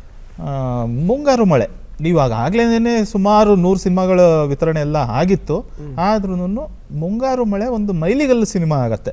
ಹೌದು, ಎಲ್ಲ ವಿಭಾಗಗಳಲ್ಲೂ. ಹೌದು, ಅದರಲ್ಲಿ ಆ್ಯಕ್ಟ್ ಮಾಡಿರೋರೆಲ್ಲ ಸ್ಟಾರ್ಗಳಾಗ್ತಾರೆ, ನಿರ್ದೇಶಕರು ಸ್ಟಾರ್ ಆಗ್ತಾರೆ. ಚಿತ್ರರಂಗದಲ್ಲಿ ಅಷ್ಟು ವರ್ಷ ಇದ್ದು 100 ಸಿನಿಮಾಗಳ ಡಿಸ್ಟ್ರಿಬ್ಯೂಷನ್ ಮಾಡಿದ್ರು ಮುಂಗಾರು ಮಳೆ ಡಿಸ್ಟ್ರಿಬ್ಯೂಷನ್ ಮಾಡಿದ್ದೇನೆ ಒಂದು ಮೈಲಿಗಲ್ಲು. ಹೌದು. ಹೇಗಾಯ್ತದು? ಸುರೇಶ್ ಗೌಡ್ರ ಕಡೆಯಿಂದ ಬಂದದ್ದು ಪಿಕ್ಚರ್ ಅದು. ಗಂಗಾಧರ್ ಅವರು ಸುರೇಶ್ ಗೌಡ್ರು ಕ್ಲೋಸ್ ಇದ್ರು. ಗಂಗಾಧರ್ ಬಂದು ಅಡಕ ಕೃಷ್ಣಪ್ಪ ಅವರು ಇದಾರಲ್ಲ ಅಸೋಸಿಯೇಟ್ ಅವರೇ ಅವ್ರ ಹತ್ರ ಮಾತಾಡಿ ಇದು ಮಾಡಿದ್ರು. ಸುರೇಶ್ ಗೌಡ್ರು ಬಂದರು, ಬಾ ಜಯಣ್ಣ ಅಂತ ಕರ್ಕೊಂಡು ಹೋಗ್ಬಿಟ್ಟು ಆ ಸಿನಿಮಾ ಆಗೋದು. ಅಷ್ಟೊತ್ತಿಗೆ ನಾವು ಆಲ್ರೆಡಿ ಆ ವರ್ಷ ಏನಂದ್ರೆ ಸ್ಪೆಷಲ್ ಇಯರ್ ಸರ್ ನಮಗೆ ಆ ವರ್ಷ, ಬಿಫೋರ್ ಆಫ್ಟರ್. ಜೊತೆಯಲ್ಲಿ ಮಾಡಿ ಸಿಲ್ವರ್ ಜೂಬ್ಲಿ ಅದು. ಮುಂಗಾರು ಮಳೆ ಡಿಸೆಂಬರ್ ಆಯಿತು, ಅದು 6 ತಿಂಗಳು ಮುಂಚೆ ಜೊತೆಯಲ್ಲಿ ಮಾಡಿದ್ದು ಸಿಲ್ವರ್ ಜೂಬ್ಲಿ ಅದು. ಅದಾದಮೇಲೆ ಮುಂಗಾರು ಮಳೆ ಸಿಲ್ವರ್ ಜೂಬ್ಲಿ, ಅದಾಗ 3 ತಿಂಗಳಿಗೆ ದುನಿಯಾ ಸಿಲ್ವರ್ ಜೂಬ್ಲಿ ಲೋನಲ್ಲಿ ಬಂತು ಸರ್. ಅದಾದಮೇಲೆ ನಾವು ಹಿಂದಿರಿಗೆ ನೋಡಿಲ್ಲ. ಮುಂಗಾರು ಮಳೆ ಒಂದು ಮೈಲಿಗಲ್ಲಾದರೆ ಆ ಥರದ ಮೈಲಿಗಲ್ಗಳು ನಾವು ಇಲ್ಲಿ ಗಂಟ ಒಂದು 6-7 ಸಿನಿಮಾ ಇದ್ದಾವೆ ಸರ್. ಬಟ್ ಮುಂಗಾರು ಮಳೆ ಆಡಿಯನ್ಸ್ ಲೆಕ್ಕ ತಗೊಂಡ್ರೆ ಅದು ಬೇರೆನೇ ಬಿಡಿ, ಅದು ಬೇರೆ ಸಿನಿಮಾ ಇಂಡಸ್ಟ್ರಿಗೆ. ಬಟ್ ಅದೇ ರೇಂಜಲ್ಲಿ ಆಗಿರೋ ಸರ್. ಎಕ್ಸಾಂಪಲ್ ಕೊಟ್ಟರೆ ಒಂದು ಕಿರಿಕ್ ಪಾಟಿನ ಸಿನಿಮಾ ಇಟ್ಟಾಯಿತು, ಅದು ನಾವೇ ಮಾಡ್ದೋ. ಅದಾದ್ಮೇಲೆ ರಾಜ್ಕುಮಾರ ನಾವೇ ಮಾಡ್ದು. ಅದಾದ್ಮೇಲೆ ನಮ್ದು ರಾಮಾಚಾರಿ ನಾವೇ, ನಮ್ದೇನೆ ಪ್ರೊಡಕ್ಷನು ನಮ್ದೇನೆ. ಇದೇ ಮಧ್ಯದಲ್ಲಿ ಒರಂಗಿತರಂಗ ಅಂತ ಒಂದು ಸಿನಿಮಾ, ಅದು ಸಿಲ್ವರ್ ಜೂಬ್ಲಿ. ಇದ್ರ ಮಧ್ಯದಲ್ಲಿ ಫಸ್ಟ್ ರ್ಯಾಂಕ್ ರಾಜು ಅನ್ನೋ ಒಂದು ಸಿನಿಮಾ, ಅದು 100 ಡೇಸು. ಈ ಥರದ ಸಿನಿಮಾಗಳು ತುಂಬ ಬಂದವು ಸರ್ ನಮ್ಮ ಇದರಿಂದ ಡಿಸ್ಟ್ರಿಬ್ಯೂಷನ್ ಇದೆ. ಪ್ರತಿಯೊಂದೂ ಮೈಲಿಗಲ್ಲೇ. ಅದಾದಮೇಲೆ KGF 1, 2 KGF 1 ನಮ್ಮ KRG ಅವರು ಇದು ಮಾಡಿದ್ರು, ಒಂಬಳೆ ಇದು ಮಾಡಿದ್ರು. KGF 2ನಲ್ಲಿ ನಾನೇ ಇದ್ದೆ, ಕಾಂತಾರ 1ನಲ್ಲಿ ನಾನೇ ಇದ್ದೆ, ಮಾಸ್ಟರ್ ಪೀಸ್ ನಮ್ಮದೇ. ಪ್ರತಿಯೊಂದೂ ನಿಮ್ಮಿಬ್ಬರೂ ಲಕ್ಕಿ ಹ್ಯಾಂಡ್ರು ಡಿಸ್ಟ್ರಿಬ್ಯೂಷನ್ ನಿಮ್ಮ ಕೈಲಿ ಕೊಟ್ಟರೆ ಸಕ್ಸಸ್ ಆಗೇ ಆಗತ್ತೆ ಅಂತ ಸಿನಿಮಾ ಮಂದಿ ಅಂದ್ಕೊಳ್ತಾರೆ. ಆದರೆ ನೀವು ಒಂದು ಸಿನಿಮಾನ ತಗೋಬೇಕಾದ್ರೆ ಆ ಸಿನಿಮಾ ಚೆನ್ನಾಗಿದೆಯಾ ಚೆನ್ನಾಗಿಲ್ವಾ, ಓಡಲ್ವಾ ಅನ್ನೋದನ್ನ ಹೇಗೆ ಅಂದಾಜು ಮಾಡ್ತೀರಾ? ಸಿನಿಮಾ ಭಾಷೆಯಲ್ಲಿ ಹೇಳಬೇಕು ಅಂದರೆ ಮುಹೂರ್ತ ಮಾಡಿ ಟೈಮ್ ಚೆನ್ನಾಗಿರಬೇಕು ಅಂತ ಹೇಳ್ತಾರೆ ದೊಡ್ಡವರು. ಹಂಗೆ ಯಾವ ಸಿನಿಮಾ ಮುಹೂರ್ತ ಮಾಡಿ ಟೈಮ್ ಚೆನ್ನಾಗಿರ್ತಾರೆ, ಯಾರು ಕಷ್ಟಪಟ್ಟು ಕತೆ ಮಾಡಿ ಸಿನಿಮಾ ಮಾಡಿರ್ತಾರೆ ಅವ್ರು ಸಕ್ಸಸ್ ಆಯ್ತವೆ. ರೈಟ್. ಅದು 5 ಜನಕ್ಕೂ 5 ಬೆಳ್ಳಿದ್ದಂಗೆ ಒಬ್ಬೊಬ್ರಿಗೂ ಒಂದೊಂದು ಇಷ್ಟ, ಎಲ್ಲನೂ ಸೇರಿಸಿ ಮಾಡಿ ಎಲ್ಲರೂ ಇಷ್ಟ ಕುಂಡಿಸ್ತಾರಲ್ಲ ಜಾಸ್ತಿ ಜನನ. ರೈಟ್. ಅದು ಪಿಕ್ಚರ್ ಸಕ್ಸಸ್ ಆಯ್ತದೆ. ಒಬ್ಬನಿಗೆ ಇಷ್ಟ ಆಗೋದು ಇನ್ನೊಬ್ಬನಿಗೆ ಇಷ್ಟ ಆಗದೆ ಇರೋ ಥರ ಕತೆ ಮಾಡೋರು ಹೋಗಲ್ಲ. ಅದು ಅವ್ರವ್ರ ಅದೃಷ್ಟ, ಮೇಯ್ನ್ ಅದೃಷ್ಟ ಸಿನಿಮಾದಲ್ಲಿ. ಈ 10 ವರ್ಷದಲ್ಲಿ ಸಾಕಷ್ಟು ಬದಲಾವಣೆಗಳಾಗೋಗಿದೆ. ಸಿಂಗಲ್ ಸ್ಕ್ರೀನ್ ಸಿನಿಮಾಗಳು ಮುಚ್ಚೋಗ್ತಾ ಇದ್ದಾವೆ, ಮಲ್ಟಿಪ್ಲೆಕ್ಸ್ಗಳು ಜಾಸ್ತಿ ಆಗ್ತಾ ಇದ್ದಾವೆ. ಆವಾಗ 10 ವರ್ಷದಿಂದ ಡಬ್ಬಿಂಗ್ ಇರಲಿಲ್ಲ, ಕರೆಕ್ಟ್. ಇವಾಗ ಕನ್ನಡಕ್ಕೆ ಡಬ್ಬಿಂಗ್ ಬಂದಿದೆ. ಈ 10 ವರ್ಷದಲ್ಲಿ ಆಗಿರುವ ಬದಲಾವಣೆ ಈ ಪ್ರದರ್ಶನದಲ್ಲಿ ಕನ್ನಡ ಸಿನಿಮಾಗಳಿಗೆ ಮತ್ತು ಬೇರೆ ಸಿನಿಮಾಗಳನ್ನ ಹೋಲಿಸ್ಕೊಂಡ್ರೆ ಏನಾಗಿದೆ? ಈಗ ಇದು ಹಿಂದಕ್ಕೆ ಹೋಗ್ತೀನಿ, ಸ್ವಲ್ಪ ಬ್ರೀಫ್ ಆಗಿದೆ. 80s 90s 100 ಆವಾಗಲೇ ಹೇಳಿದ್ನಲ್ಲ, 1200 ಥಿಯೇಟರ್ ಇತ್ತು ಸರ್ ಎಂಟೈರ್ ಕರ್ನಾಟಕ. ಓಕೆ.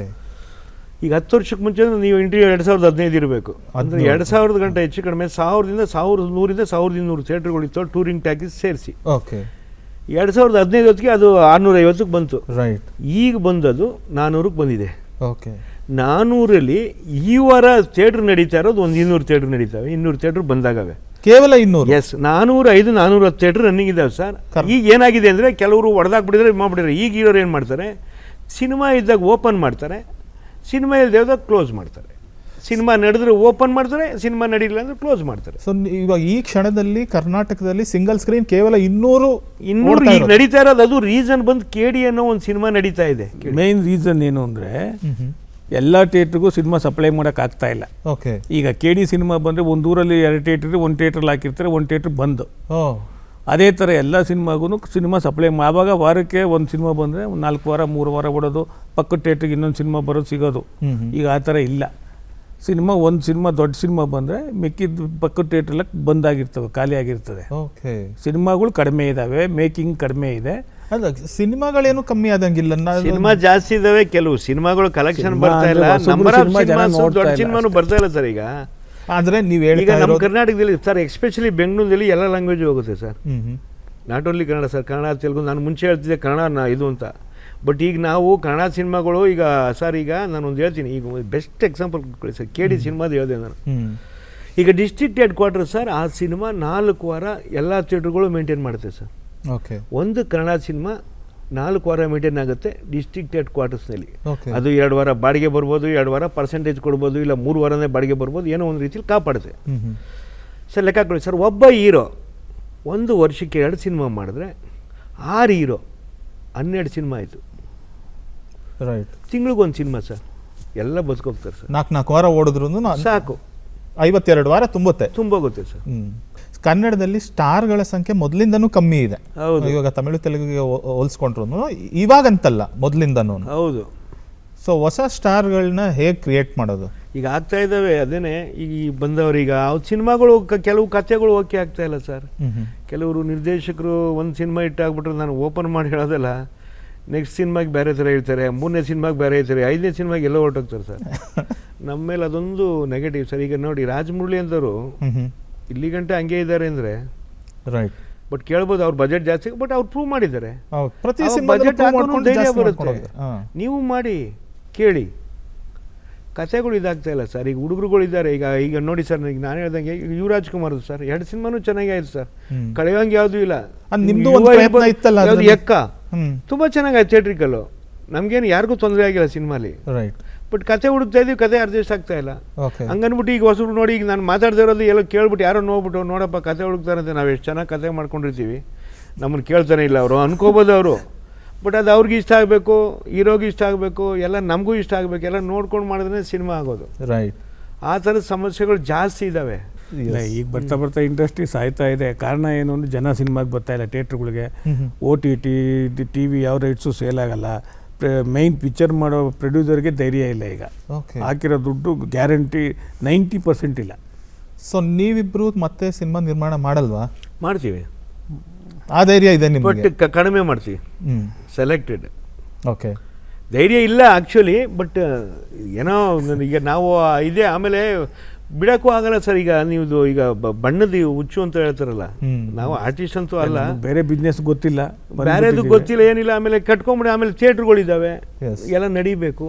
ಹಂಗಂದ್ಬಿಟ್ಟು ಮಾಡೋದು, ಕೂಡು ಬಂದರೆ ಅದು ಪಕ್ಕ ಇದ್ರೆ ಅದಕ್ಕೆ ಎಲ್ಲರಿಗೂ ಇಷ್ಟ ಆದರೂ ಮಾಡಬೇಕು. ಬಟ್ ಇಷ್ಟೆಲ್ಲ ಒಂದು ಸ್ಟಾರ್ಟ್ ಆಗುತ್ತದೆ. ಓಕೆ. ಕೊಡ್ತೀವಿ ನಿಮ್ಗೆ ಗುಡ್ ನ್ಯೂಸ್. ಕನ್ನಡ ಪ್ರೇಕ್ಷಕರಿಗೂ ಗುಡ್ ನ್ಯೂಸ್ ಹೌದು ಆಗಿದೆ ಅದು. ಹೌದು ಹೌದು ಹೌದು, ಕಥೆ ನಡೀತಾ ಇದೆ. ಮೇಯ್ನು ಒಂದೆರಡು ಸಿನಿಮಾ ಎಲ್ಲ ಟಿ ವಿಗಳಲ್ಲಿ ಸೀರಿಯಲ್ಗಳಿಗೆಲ್ಲ ಅಡಿಟ್ ಆಗಿದ್ದಾರೆ ಲೇಡೀಸ್ಗಳು, ಅವರು ಬರಲ್ಲ.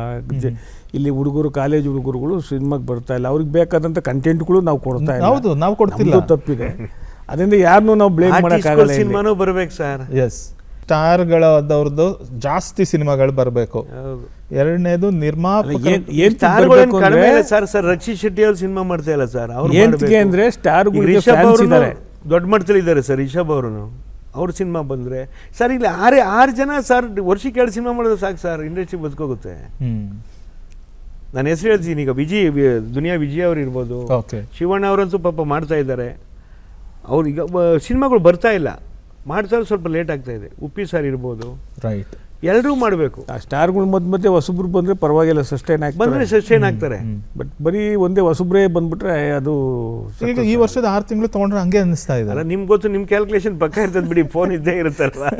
100 ಸಿನಿಮಾದಲ್ಲಿ ಆ ಫಾರ್ಮುಲಾ ಅಷ್ಟೇ ಸರ್. ಆವಾಗಲಿಂದನೂ ಸರ್, ಬರೀ ನಮ್ಮ ಕನ್ನಡದಲ್ಲೆಲ್ಲ ಸರ್, ಇದು ಎಲ್ಲ ಲ್ಯಾಂಗ್ವೇಜಲ್ಲೂ ಇದೆ ಫ್ಲಾಪು ಇಟ್ಟು.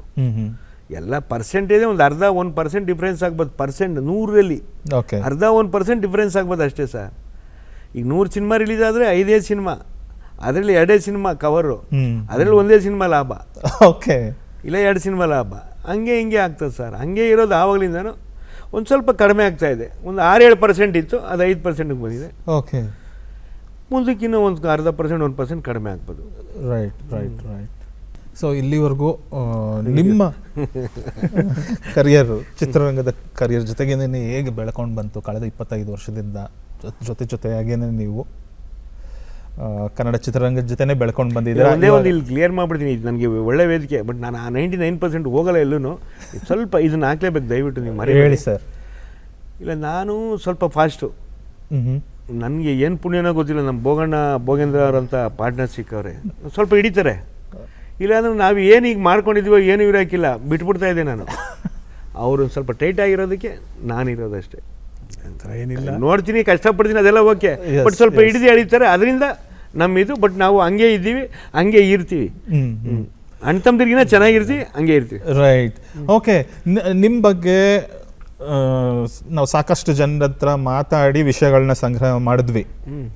ಅದರಲ್ಲಿ ನಿಮ್ಮ ಜೊತೆ ಕೆಲಸ ಮಾಡಿರೋ ಮತ್ತೊಬ್ಬ ನಿರ್ದೇಶಕರು ನಿಮ್ಮಿಬ್ಬರ ಬಗ್ಗೆ ಮಾತಾಡಬೇಕು ಅಂತ ಕೇಳ್ಕೊಂಡ್ರು. ಅವ್ರದ್ದೊಂದು ವಿಡಿಯೋ ಬೈಟ್ ತೊಗೊಂಡಿದ್ದೀವಿ. ಆ ವಿಡಿಯೋ ಬೈಟ್ನು ನೋಡ್ಬಿಟ್ಟು ಕಾರ್ಯಕ್ರಮದ ಕೊನೆಯ ಘಟ್ಟಕ್ಕೆ ಬಂದ್ಬಿಡೋಣ. ಸರಿ, ಓಕೆ, ನೋಡೋಣ. ವಿಟಿ,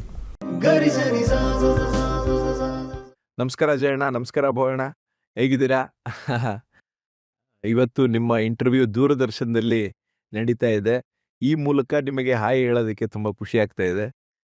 ಅದು ಶ್ಯಾಮ್ ಸರ್ ಜೊತೆ ಇಂಟರ್ವ್ಯೂ, ಒಳ್ಳೆ ಕಾರ್ಯಕ್ರಮ. ನಿಜವಾಗ್ಲೂ ಆ ಒಳ್ಳೆ ಕಾರ್ಯಕ್ರಮದಲ್ಲಿ ನಿಮ್ಮ ಒಳ್ಳೆ ಸದಭಿರುಚಿಯಾದ ಪ್ರೊಡ್ಯೂಸರು, ಸದಭಿರುಚಿಯ ವಿತರಕರು ಆದಂಥ ನಿಮ್ಮಂಥ ಅಪ್ಪಟ ಸಿನಿಮಾ ಪ್ರೇಮಿ, ಪ್ರೊಡ್ಯೂಸರು, ಡಿಸ್ಟ್ರಿಬ್ಯೂಟರ್ ಎಲ್ಲ ಸೆಕೆಂಡು, ಬಟ್ ನೀವು ಒಬ್ಬ ಟ್ರೂ ಸಿನಿಮಾ ಲವರು. ಸಿನಿಮಾದಲ್ಲಿ ಏನು ನಾವೆಲ್ಲ ಬರೆಯೋದು ಓಕೆ, ಬಟ್ ನಿಮ್ದೊಂದು ಸಿನಿಮಾ ನಾಲೆಡ್ಜು, ನಿಮ್ದೊಂದು ಸಿನಿಮಾ ಒಂದು ಜ್ಞಾನ ಇದೆ ಗೊತ್ತಾ, ದಟ್ ಈಸ್ ಗ್ರೇಟ್.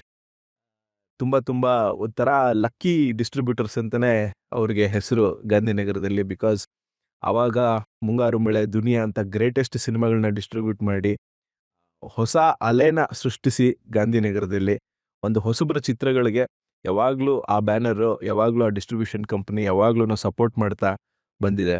ಸೊ ಅದ್ರ ಜೊತೆ ನನಗೆ 2 ಸಿನಿಮಾ ಆ ಕಂಪ್ನಿಯಲ್ಲಿ, ಆ ಸಂಸ್ಥೆಯಲ್ಲಿ ಕೆಲಸ ಮಾಡೋಕ್ಕೆ ಅವಕಾಶ ಸಿಕ್ತು. ಗೂಗ್ಲಿ ಮತ್ತು ರಣವಿಕ್ರಮ ಚಿತ್ರ ಅಂತ 2 ದೊಡ್ಡ ಹಿಟ್ ಸಿನಿಮಾಗಳನ್ನ ನಿಮ್ಮ ಸಂಸ್ಥೆಯಲ್ಲಿ ಮಾಡೋಕ್ಕೆ ಅವಕಾಶ ಕೊಟ್ಟಿದ್ದಕ್ಕೆ ತುಂಬ ತುಂಬ ತುಂಬ ಧನ್ಯವಾದಗಳು. ಇವತ್ತು ಬೆಂಗಳೂರಲ್ಲಿ ನಾನು ಒಂದು ಮನೆ ಅಂತ ಫಸ್ಟು ನಾನು ತೊಗೊಂಡಿದ್ದು ಅದು ಆ 2 ಚಿತ್ರದಿಂದ, ಅದು ನಿಮ್ಮಿಂದ ಅಂತ ಹೇಳೋದಕ್ಕೆ ನಾನು ಯಾವಾಗಲೂ ಖುಷಿ ಪಡ್ತೀನಿ. ಆ್ಯಂಡ್ ತುಂಬ ಖುಷಿ ಅಣ್ಣ, ಈ ರೀತಿ ಸಿಗ್ತಾ ಇದ್ದೀವಿ, ಎದುರುಗಡೆ ಒಂದ್ಸತಿ ಸಿಗೋಣ. ತುಂಬ ಖುಷಿ ಆಯಿತು ಈ ಕಾರ್ಯಕ್ರಮದಲ್ಲಿ ನಿಮ್ಮ ಬಗ್ಗೆ ಹೇಳ್ಕೊಳ್ಳೋಕ್ಕೆ. ಭಾಳ ಖುಷಿಯಿಂದ ಹೇಳ್ಕೊಳ್ಳೋದಕ್ಕೆ ನನಗೆ ಅವಕಾಶ ಕೊಟ್ಟಿದ್ದಕ್ಕೆ ಶ್ಯಾಮ್ ಸರ್ಗೂ ತುಂಬ ಥ್ಯಾಂಕ್ಸ್. ಥ್ಯಾಂಕ್ಸ್ ಕ್ಷಣ. ನಿಮ್ಮ ಮುಂದಿನ ಎಲ್ಲ ಪ್ರಾಜೆಕ್ಟ್ಗಳಿಗೂ ಒಳ್ಳೆಯದಾಗಲಿ. ಒಳ್ಳೆಯದು. ತುಂಬ ಒಳ್ಳೆ ಹುಡುಗ ಅವನು. ನಮ್ಮ ಗೂಗ್ಲಿ ಆಗೋದು ಅಷ್ಟೇ, ನಾನು ಹೇಳ್ದಲ್ಲ ಆವಾಗಲೇ, ಈ ಡ್ರಾಮಾ ಆಗಿತ್ತು, ಡ್ರಾಮಾ ಶೂಟಿಂಗ್ ನಡೀತಾ ಇತ್ತು. ಆ್ಯಕ್ಚುಲಿ ಆಗೋದು ಅದು ಬೇರೆ ಥರನೇ. ಈಗ ನಮ್ಗೆ ಸಿಕ್ಕೋದು ಹಂಗೆ ಸರ್, ನಾನು ಹೇಳಿದ್ನಲ್ಲ, ಯಾರೋ ಮಾಡಬೇಕಾದ್ರೆ ಹಂಗೆ ಸಿಕ್ಕಿದ್ರು. ಡ್ರಾಮಾ ಆಗೋದು ಬೇರೆ ಥರ, ಗೂಗ್ಲಿ ಆಗೋದು ಬೇರೆ ಥರ, ಇವರೆಲ್ಲ ಸಿಕ್ಕದೆ ಬೇರೆ ಥರ ಸರ್. ಗೊತ್ತಿಲ್ಲ, ಮಿರಾಕಲ್ ಅಂತಾರಲ್ಲ ಹಂಗೆ. ಇವರು ಯಶ್ ಅವ್ರು ಮೀಟ್ ಮಾಡ್ತಾರೆ, ಅಲ್ಲೂ ಒಂದು ಸಮಸ್ಯೆ ಆಗುತ್ತೆ. ಇವ್ರು ನಟರಾಜ ಎಕ್ಸ್ಪ್ರೆಸ್ ಅಂತ ಒಂದು ಪಿಕ್ಚರ್ ಕತೆ ಮಾಡ್ಕೊಂಡಿದ್ರು. ಹೌದು. ಈಗ ನಾನು ಹೇಳ್ಬಿಡ್ತೀನಿ, ನಮ್ಮ ಲೂಸ್ ಮಾದನಿಗೆ ಅಡ್ವಾನ್ಸ್ ಕೊಟ್ಬಿಟ್ಟಿದ್ರು. ಓಕೆ. ನಮ್ಮ ಯೋಗರಾಜ್ ಭಟ್ ಸುಬ್ರಹ್ಮಣ್ಯ ಸರ್ ಇದ್ದಾರಲ್ಲ, ರೈಟ್, ಅವರು ಅಡ್ವಾನ್ಸ್ ಕೊಟ್ಟಿದ್ದು. ಅಲ್ಲಿ ಆ್ಯಕ್ಚುಲಿ ಯಶ್ ಅವರು ಇವರು ಮಾತಾಡ್ಬೇಕಾದ್ರೆ, ಅಣ್ಣ ಈ ಸಿನಿಮಾ ಮಾಡ್ಬೇಕಾದ್ರೆ ಒಂದು ಪ್ರಾಬ್ಲಮ್ ಇದೆ, ಅದು ನೀನು ಕ್ಲಿಯರ್ ಮಾಡಬೇಕು ಅಂತಾರೆ.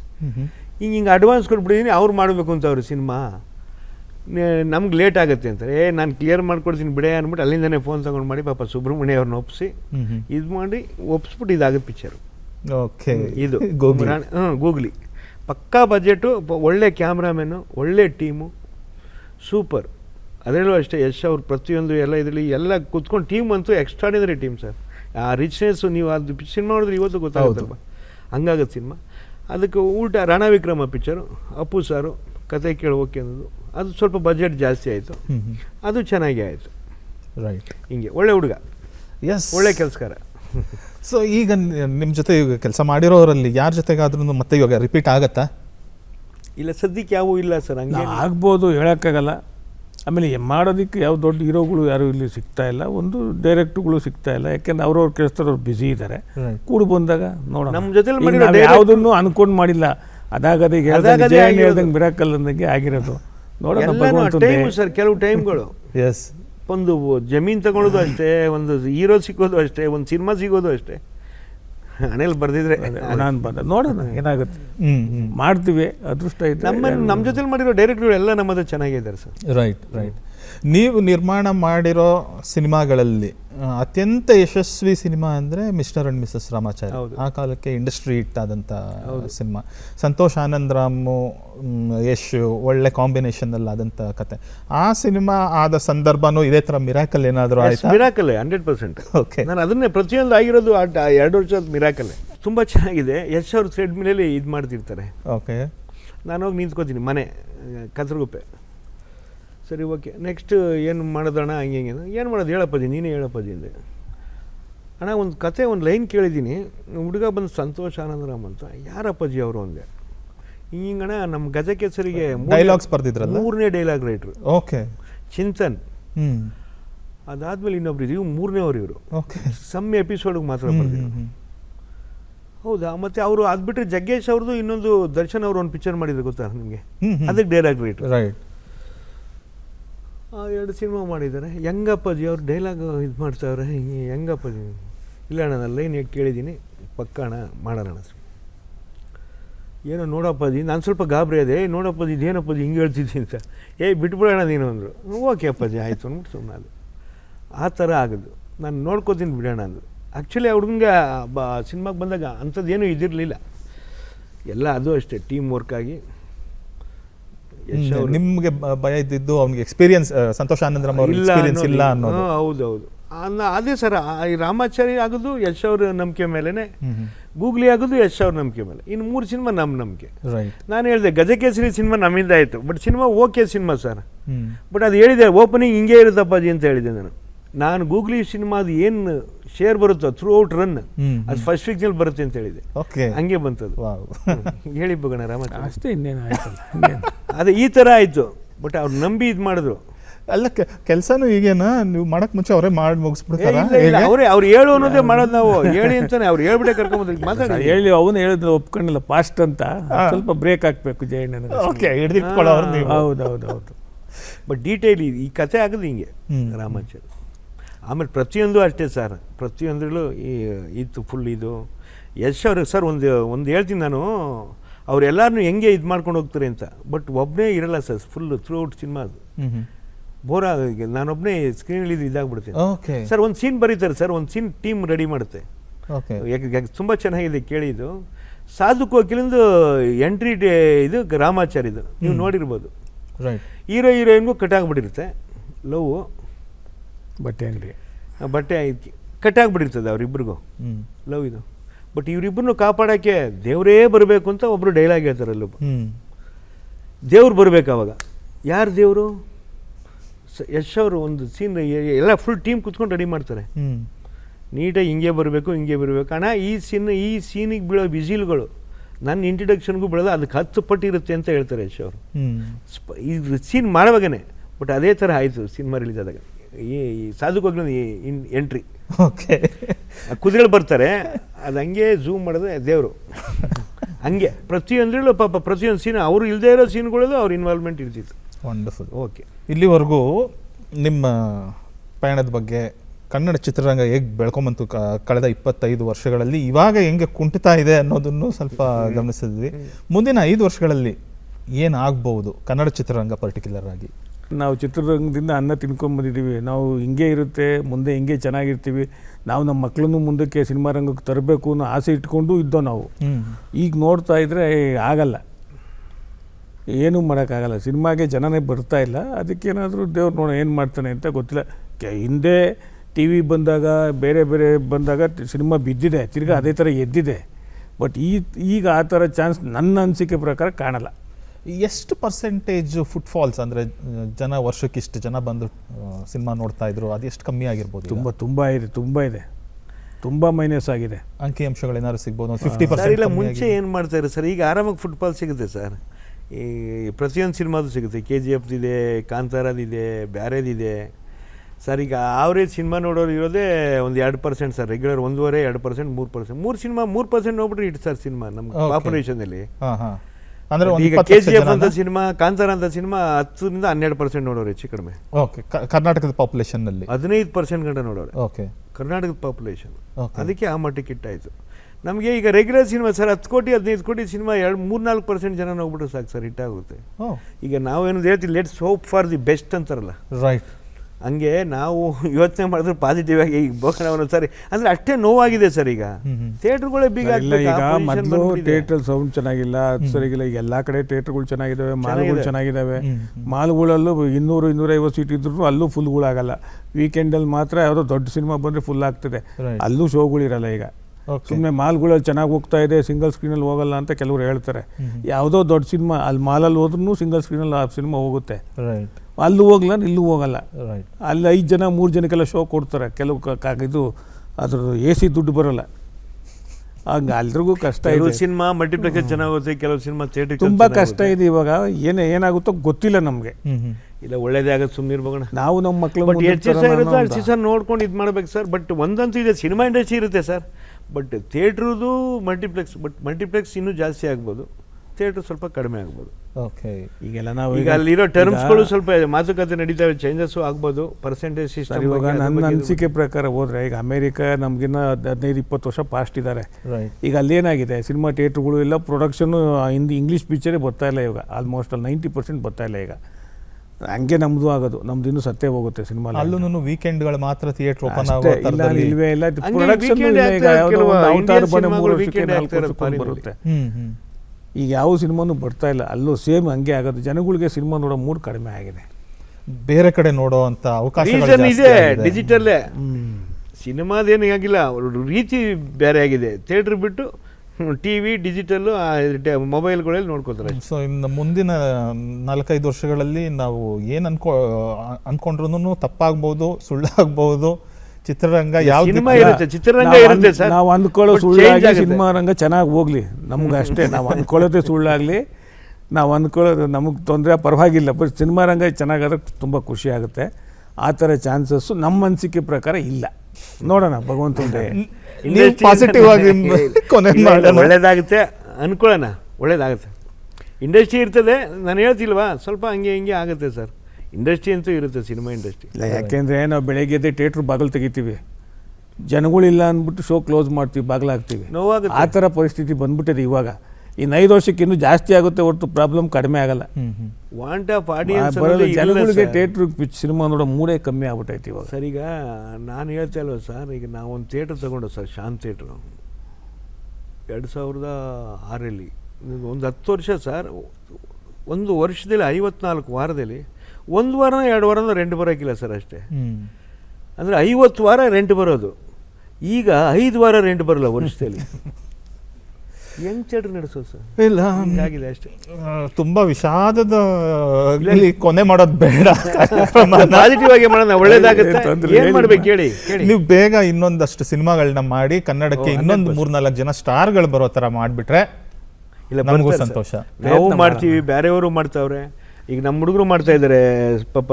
ಸುದೀಪ್ ಅವರ ಜೊತೆಲಿ, ಅವ್ರ ಕಂಪ್ನಿ ಜೊತೆಲೆ ಸೇರಿ, ಅವ್ರ ಮಿಸಸ್ ಜೊತೆಲೆ ಸೇರಿ, ಈ ಮ್ಯಾಂಗೋ ಪಚ್ಚ ಅಂತ ಹೊಸ ಹುಡುಗ, ಅವನು ಬರ್ತಾವನೆ. ಈಗ ಯುವರಾಜ್ ಕುಮಾರ್ ಇದ್ದಾನೆ, ಇನ್ನೂ ಒಂದು 4-5 ಜನ ಹುಡುಗರುಗಳಿದ್ದಾರೆ. ಆಗುತ್ತೆ, 100% ಆಗುತ್ತೆ. ಯಾರೂ ಅಂದ್ಕೊಂಡು ಬರಲ್ಲ ಸರ್. ಎಲ್ಲ ಆಗೀಗ ಈ ಗಣೇಶ್ ಅವರೇನು ಅಂದ್ಕೊಂಡು ಬಂದಿಲ್ಲ, ವಿಜಯ್ ಏನು ಅಂದ್ಕೊಂಡು ಬಂದಿಲ್ಲ, ಯಶ್ ಅವರೇನು ಅಂದ್ಕೊಂಡು ಬಂದಿಲ್ಲ, ದರ್ಶನ್ ಅವರೇನು ಅಂದ್ಕೊಂಡು ಬಂದಿಲ್ಲ, ಸುದೀಪ್ ಅವರೇನು ಅಂದ್ಕೊಂಡು ಬಂದಿಲ್ಲ. ಈಗ ಅಣ್ಣವ್ರ ಮಕ್ಕಳಿದ್ರು, ಅವ್ರ ಪಾಪ ಆರ್ಟಿಸ್ಟ್ಗಳಾದ್ರು ಇದಾಗ್ಬೋದು. ಉಪೇಂದ್ರ ಅವ್ರು ಏನು ಅನ್ಕೊಂಬಂದಿರಾ? ಹಂಗಾಗುತ್ತೆ, ಬರ್ತಾರೆ, ಆಗುತ್ತೆ. 100% ಒಳ್ಳೆ ಕಾಲ ಮತ್ತೆ ಬಂದೇ ಬರುತ್ತೆ. ಏನ್ ಹೋಗೋಣ, ಒಳ್ಳೇದಾಗಲಿ, ಸಂತೋಷ,